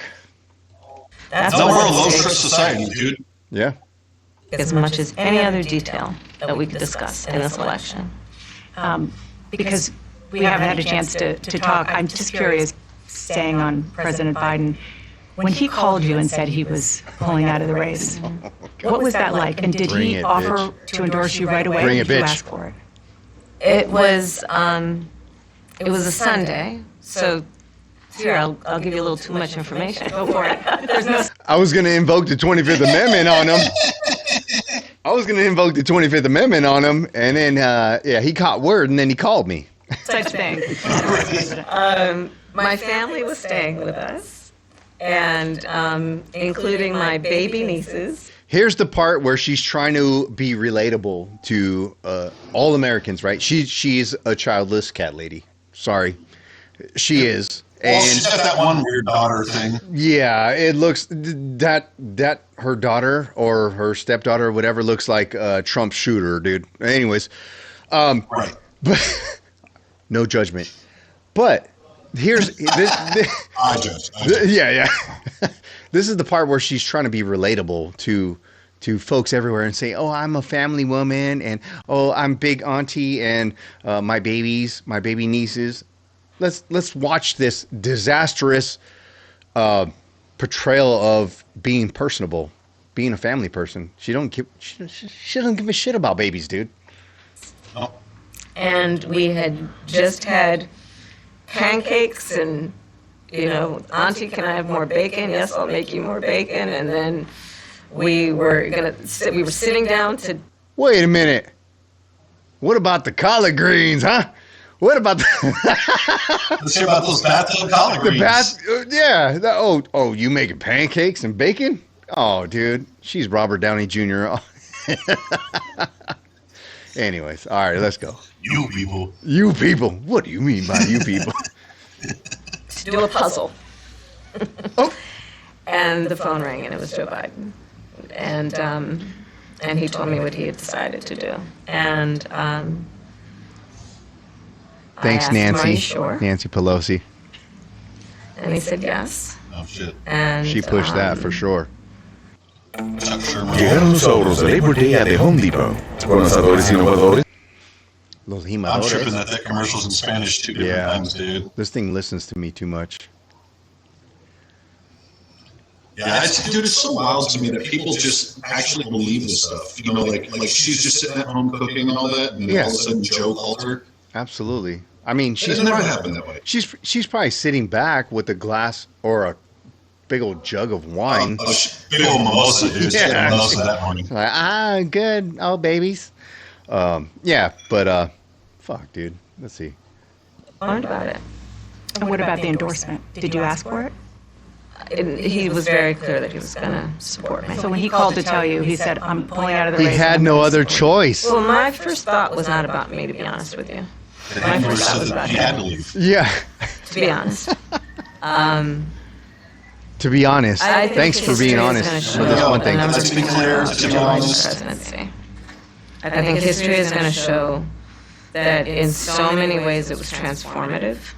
Dude, she's Be it shocked, on bro. She's talking. what we have accomplished around finally investing in America's infrastructure, investing in new economies, in new industries. Pause this for a second. Yeah. All right, so you know sometimes you date a chick that you think is really awesome, Yeah. and then it like goes on for a little while, and you're like, yo, this one's, she might be the one. Yeah. And then you realize that she's completely toxic, and you have to get out of that relationship, and then you leave her, and then all those great things you said about her, you're like, no, she's crazy. That's exactly what she's acting like right now. Yes. Yes. Well, I mean, we just weren't meant for each other. Yeah. Dude, she's bad. She's horrible, bro. She can't win, dude. She can't win. She cannot win, dude. And And that's the crazy part, because if she does, then Trump is washed. He can never run again. Like, that's it. He's too old. He's out of place. yeah. And then we get to look forward to Gavin Newsom running after her. And who's going to dethrone him? Oh, dude. I don't know. DeSantis is cooked. Ted Cruz is cooked. Yeah. All of them are, dude. I would say J.D. Vance and Vivek, dude. Vivek is a fucking savage. Oh, dude. Vivek is awesome. Yeah. Dude, He's a called savage. out Van Jones, dude, and in a good way. But yeah, man, she was very clear. He was going to endorse me. Yeah, she's a very toxic person, narcissistic, very, very much like it's our fault, the American people's fault of why we're in the situation that we're in. So. I just like how she talks about how he called her when we all know that it was like some staffer or somebody within the campaign that called. Like, hey, by the way, he's coming out. He's going to endorse you. Yeah. Did you ever see like the where she called Tim? Where she called him to ask to be her. Oh, no, I didn't see that. Oh God, dude! It was like such an overproduced piece of crap. It was just like this, but she was like, "Hey, Tim. Oh yeah, blah blah blah." I'll play it later, but yeah, garbage. Let's see. Done to bring our allies back together and have confidence in who we are as America and grow that alliance. Not with What you, we have girl. done to stand true to our principles, including one of the most important international rules and norms, which is the importance of sovereignty and territorial integrity. And I think history is going to show not only has Joe Biden led an administration that has achieved those extraordinary successes, but the character of the man How is she going to talk about sovereignty when she won't even has protect been the borders of our own integral. country, our own sovereign borders? Absolutely. Hey, but when you look at it too, right? Like we're funding Ukraine, right? What is Ukraine trying to do right now? Build up their borders Protect their borders. so Russia doesn't invade them, right? But Yeah, we're Israel, gonna what are we trying to do with Israel? throw billions of dollars to protect somebody else's border, but we're not going to protect our own. Does that make sense? It doesn't, dude. Spend those billions of dollars that you're going to send over there here. Well, they are. We just don't know where the money's going. Well, that's the problem. It's all earmarked in different bills that are spread around to make sure that like somebody's playhouse in their district gets the funding it needs to be renovated and that kind of shit.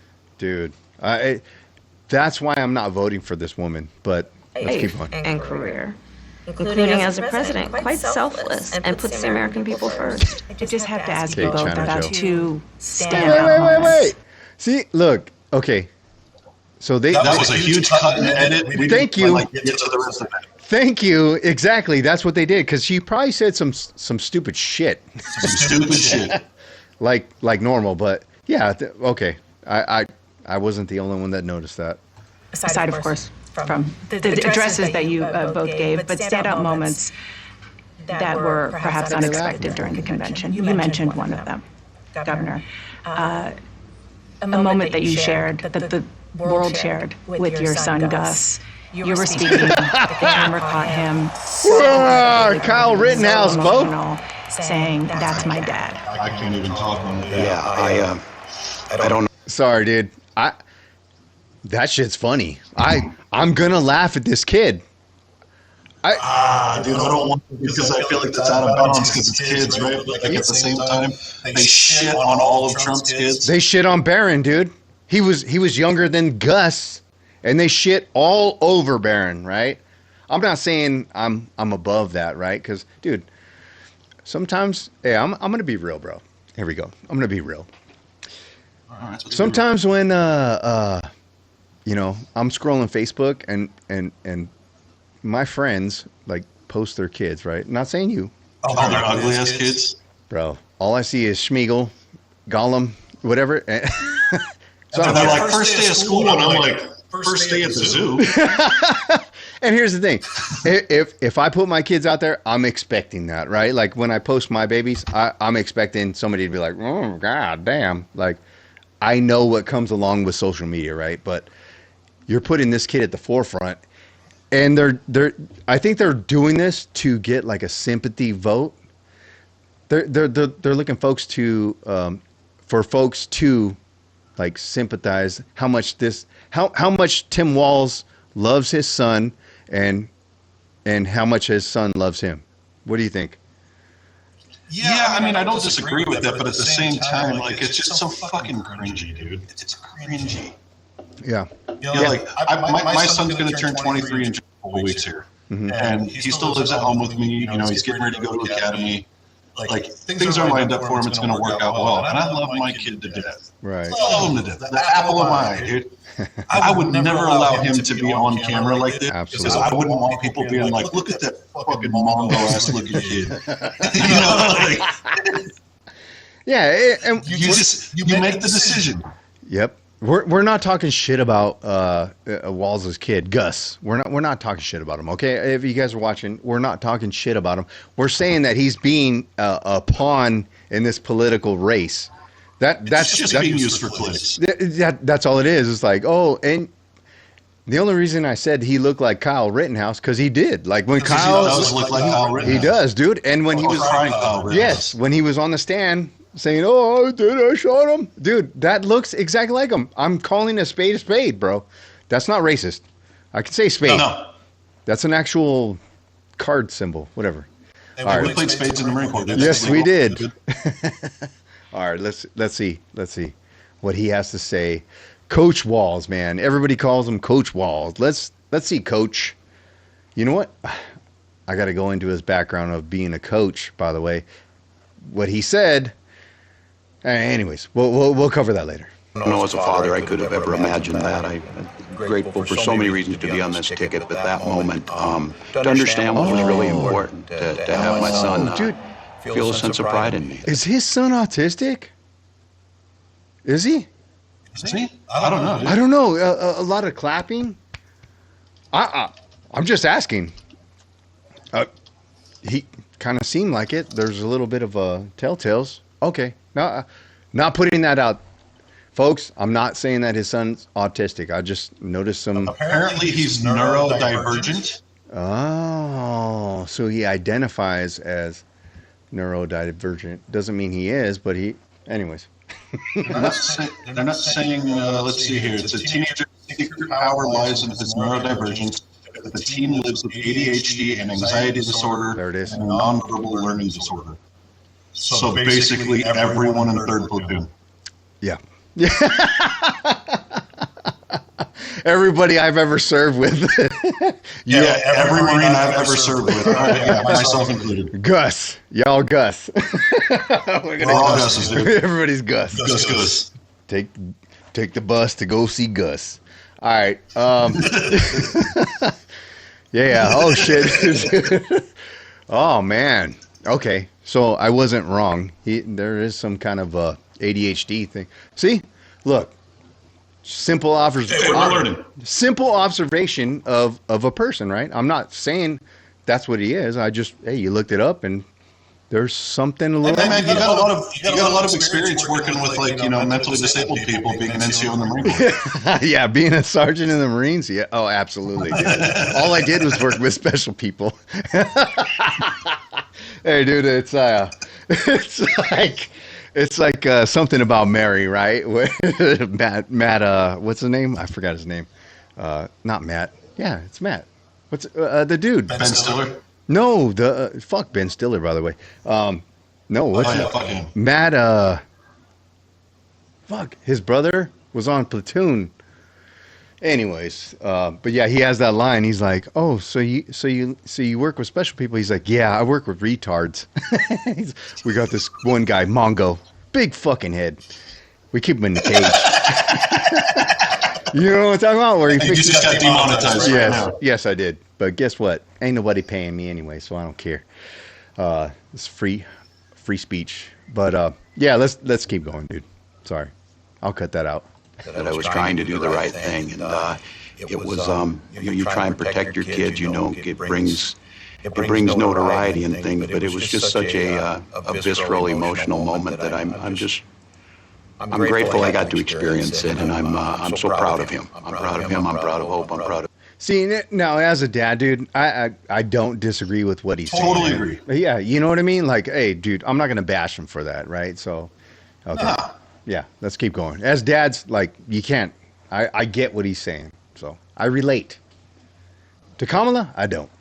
Gwen. She's a wonderful mother, and these are great kids. And I think the one thing is talking about the era we're in is our politics can be better. It can be different. We can show some of these things, and we can have families involved in this. And I hope that there was I hope people felt that out there, and I hope they hug their kids a little tighter, because you just never know, and life can be kind of hard.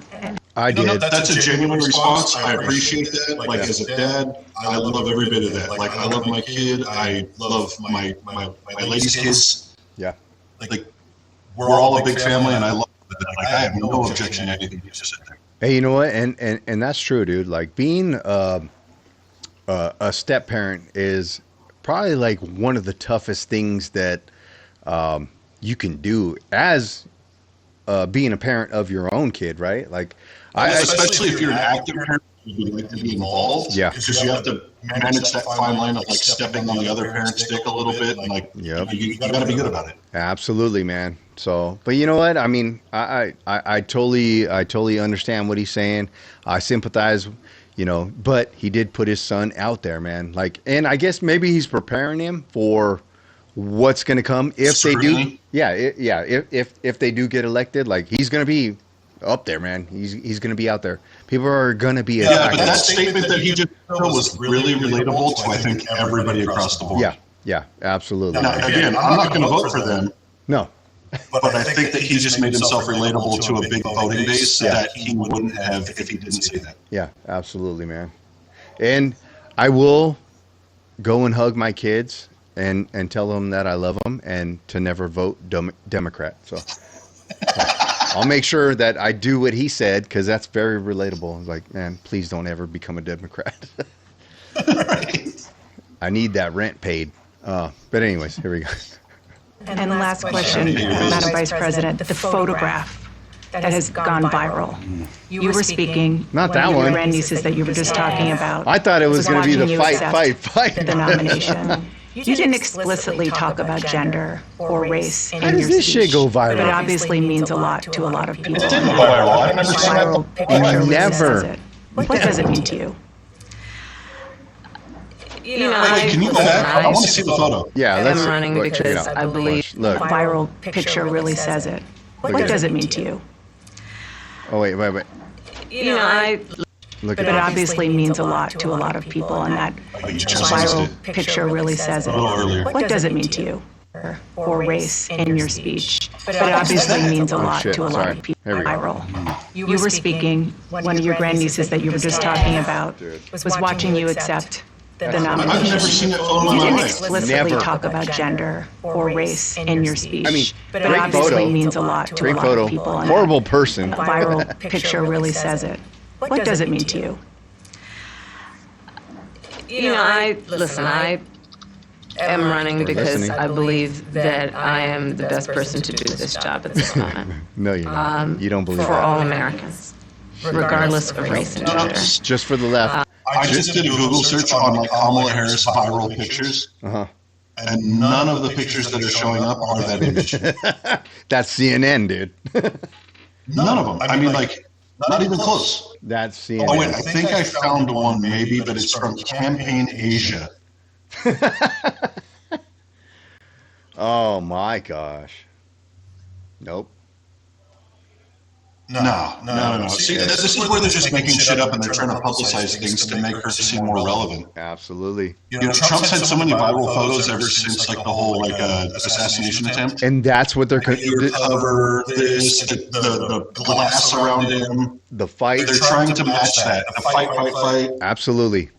I agree with that. They're trying to they're trying to beat that. You can't, dude, How can cannot you beat fight? Dude, I'll tell you right now. My wife like actually put that on. She was like, "Oh, Trump's having a rally," and I was like, "Oh, okay." So I started cleaning my guns and shit, and I was like cleaning at the counter, and then I was like, "Oh shit!" I didn't even know he was going to be doing a speech or whatever. And I was like cleaning my shit, and then I heard, pew, pew, pew, and I was like, "What the fuck? Oh shit!" Yeah, all of us are like, "What?" Yeah, dude, I watched it live. So like for me, that is a big. And then I genuinely was worried about this dude, and then I seen him come up, and I've never felt more patriotic in my life than to see this dude come up with blood on his face and say, "Fight, fight, fight." Never, dude, brought a tear to my eye. And I don't care. People can say, "Oh, whatever, man." Like, yeah, I hate Trump, but dude, that was one moment in history. Yeah, one moment in history for me that I just nobody can tell me. Nobody can tell me that, dude. He's not the dude. He's not the dude. So, yeah, damn. All right, here we go. Sorry, I didn't mean to ramble. But I did see that photograph, and I was deeply touched by it. And you're right, she's the back of her head. Where did it touch you? And Show me on the doll where it touched then I'm you. in the front of the photograph, obviously speaking. And Girl penis. it's very humbling. It's very humbling in many ways. Did she talk to you about it afterwards? Oh, she had a lot to talk about. But none of it was about the picture. And she listens to everything. None of it was about that picture. None of it was about her Vice President. vice president or anything like that. Hey, guess what, everybody? Yeah, her niece, right? Like, this is great. But what does this What's have a to do with grandniece this? anyway? Yeah, go ahead. Grandniece? What's a grandniece? I don't know, man. That's an especially awesome niece? I don't know. That's pretty like crazy down the list, right? Yeah, it is. That's So almost does like that mean that like your niece had a kid and now it's a grandniece? Oh. I don't know, dude. I've never heard about that. That's a pretty far connection to try to make. Yeah. Yeah, I can see that. I can see that. You know, like I have stepsisters, and like my dad died and their mom died, so there's no connection relationship-wise anymore. Yeah. If they have kids, they don't become like my step nieces and nephews. No, they become your grand step. No, they don't become anything. They're just theirs. There it is. You Well, know, like, that's Kamala's stance. We're all together in this. We're all together in this shithole that she's fucking building for us. all right, so her grandniece. All right, Her grandniece. not her own daughter. No. Governor Walz, thank you so much for your time. Appreciate it. Thank you, Jana. Thank you. All right, so that was it, dude. That was it. Yeah, so I mean, like in conclusion, what did we learn about her or him or their policy or what their plans are, what their goals are? You know, how are they going to be better than Trump? How are they going to be better than Biden? Like, what are they going to do to differentiate themselves from every other candidate that's existed so far? Nothing. Nothing. I mean, like you could say the same thing about Trump. Like he's all bluster. He just talks. Yeah. But he delivered already once. Absolutely. Right. And well, so like, yeah, let's touch on Trump, right? He's out there. Dude, I see rallies every fucking day that this guy is doing. He's out there talking. And I told my wife, I was like, I actually don't want him talking this much. Because, yeah,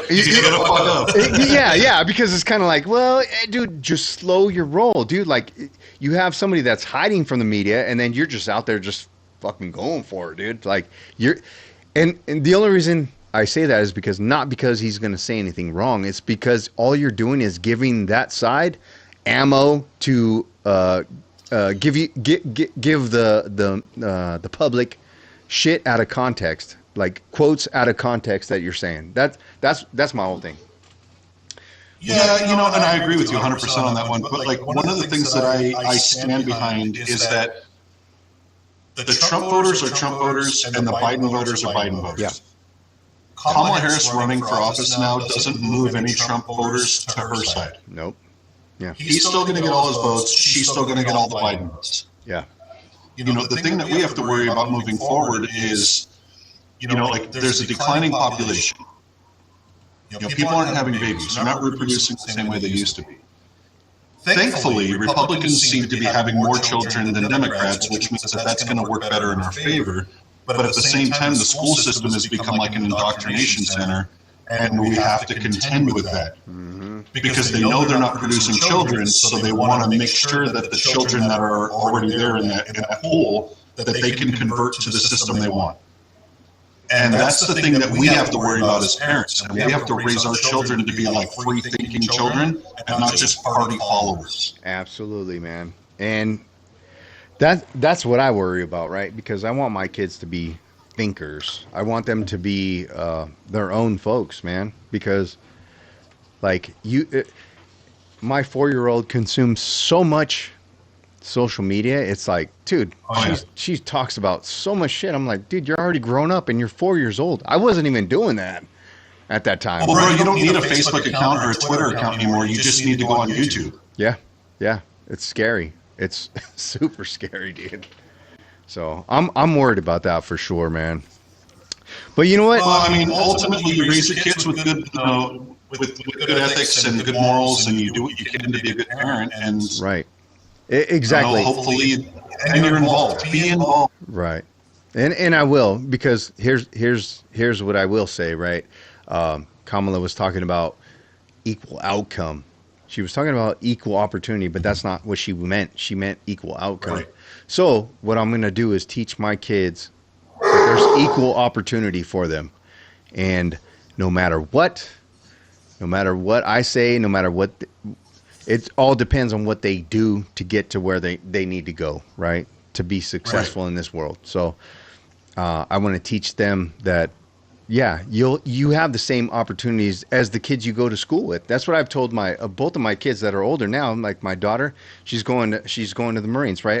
And my son, he's working at Costco. I'm proud of him. That's his choice, right? But Costco does a good job. But I also told him, I was like, dude, you should probably go to the military or college.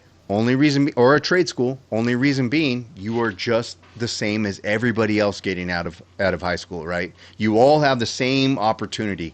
Now, what are you going to do with that opportunity? Make that outcome better. Or how do you increase your opportunity? Yeah, absolutely. So, yeah, that's how I end. But one thing out of this whole interview is that Kamala never apologized or acknowledged that Joe Biden was not fit to be president. And that's the craziest part about the whole thing is that everybody stood behind him and was like, he's the guy. He's the front runner. He should do this. He's the only one that's beat Trump. Yep. And then all of a sudden there was like an issue after that first debate. Yep. And then everybody started to be like, okay, wait a minute, he's not the guy. Yeah. And you had Nancy Pelosi, Chuck Schumer, you had all those people jumping in saying like, well, we just want the best candidate. We don't care if it's Biden or if it's somebody else. Right. And then all of a sudden out of nowhere, poof, now it's Kamala Harris, and she's the front runner. Yep. And it's wild because like they denied their own party of a race for an actual candidate. Mm-hmm. They just appointed somebody without actually doing a runoff. Yep. Because if Tulsi Gabbard, if a bunch of these other people would have run, they'd have stolen all the votes from Kamala. They would have. But see, because she doesn't have a position because she's from the Biden administration. Yep. Everything that's wrong right now, she's attached to. And why are they running with that? That's what I'm trying to figure I out. don't know, dude. It makes no sense, but it also makes me nervous. Like they're that confident. Yeah, but then so that's where I kind of think on the other side. I'm like, they're just trying to fucking ruin her. They are. They don't want her to win. I've heard that. You know, because look at CNN. They're turning on her now. They're actually having folks. This one big fat dude. I don't even remember his name, dude. But he's like some Arab looking dude, and he's like flipping on Frank Younger. Hey, that's probably him From the Young Turks. Yes, yeah. So yeah, he's fucking flipping and saying, well, hey, and which is the right thing to do, right? Because when you look at it, CNN. With Kamala involved, if she becomes president, they're going to tank. They're going to tank as a news theme. So what they want, they need to get Trump in there because they're going to have plenty of news. He'll drive the narrative. Plenty of news. They can make fun of him all they want, how much they hate him, and this and that and the other thing. Like they need him to keep their channel alive, dude. Because imagine Kamala, and then what are they going to do? Attack her even more? I don't know. What do you think? Yeah, and that's the thing. Like, I've heard that same perspective about, like, let's get her running for office so that way she can lose badly, so then we can push that whole old guard aside.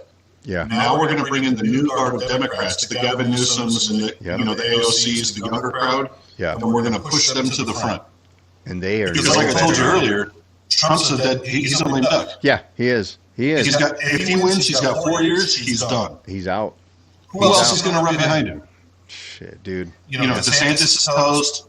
Ted Cruz is toast. Like, there's not a good Republican to run. Well, I think if Trump JD Vance does some good work, if they get elected, I think people would feel comfortable with him, right? I mean, if maybe, and I do agree with you about Vivek. Mm-hmm. Because he seems to be just pretty factually based. He's not super emotional. And that's where that can hinder them, right? Because that's what Democrats are all based on, is like feeling and how I feel, and he makes me hurt. Literally all that matters are my emotions. Yes. So like that's the toughest thing, right? Like when you're going for parties. That's why I wish we didn't have any parties. It was just like, what's best for the country? Who has the best policies for the country? Not Democrat, Republican. Who's going to help them? Can we just have a president that actually gives a fuck about this country and wants us to be the superpower? And not themselves, right? Right. Like, can we just go back to being the superpower again? Yep. That's all I want. Because nobody respects us right now, dude. They don't. They don't. If they don't if even. we're the superpower, that means that we get to control like the tariffs. We're exporting big, we're importing big, we're making money, our GDP increases. Yep. We have international leverage for everything, for wars, for conflicts, for trade. Absolutely. We just need to be a powerful nation. Well, we need a leader that's going to extend that concept. You got to think about it, right? Like Biden is bowing down to China. He always has. China has been around way longer than the United States. We were born in 1776, right? One year after the Marines were born. So what does that tell you about the Marines, right? We built this fucking country. But anyways, China has dynasties, like just years and years of like they have their dynasties are longer than our existence. Absolutely. So we're still a young country. Like I don't see why people can say yes, we are. In my opinion, we're the best country. But like when it comes to doing things and how we operate, I think we're very young. I think we're very naive in the moves we make. I don't know. Well, we have to be very wary of like the Roman cycle because we're about 250 years old. Mm-hmm. And the Roman cycle was like every 300 years there would be a crash and then a resurgence and then a crash and a resurgence. We're in our first 250 years. Okay. We're destined for a crash. Yeah. And I feel like we're in it right now. And if we can get a strong leader, we can crawl out of that. Yeah. I believe so, man. But we got to get the strong leader. If we don't get the star later, we're going to crash even harder, and then we end up in a worse situation. Yes, I agree, man. Shit, dude. This was fun, man. Yeah, I have nothing else, but dude, this was fucking amazing, dude. Look at that. Yeah, we did 2 hours, man. No problem. On 18 minutes of content. Oh, dude, this was good, dude. Let's do this again. Absolutely, man. So we'll watch out for the for whatever news stories come out. Like, even if they're small, dude. Like, look, we could turn 5 minutes of an interview into fucking half hour, 45 minutes. So, hey, brother, we can do sports. We can do anything. Yeah, I'm not good at sports because I don't follow it. MMA, yeah, but other than that, man, shit, let's do it, dude. Yeah, it was a pleasure to join you, man. Like, this was fun. Fuck yeah. I really enjoyed this. Hell yeah. All right, cool, man. Thanks everybody for watching. Tune in next week. I guess we'll probably do one next week. Yeah, we'll try to do it again next week. It's gonna be tremendous.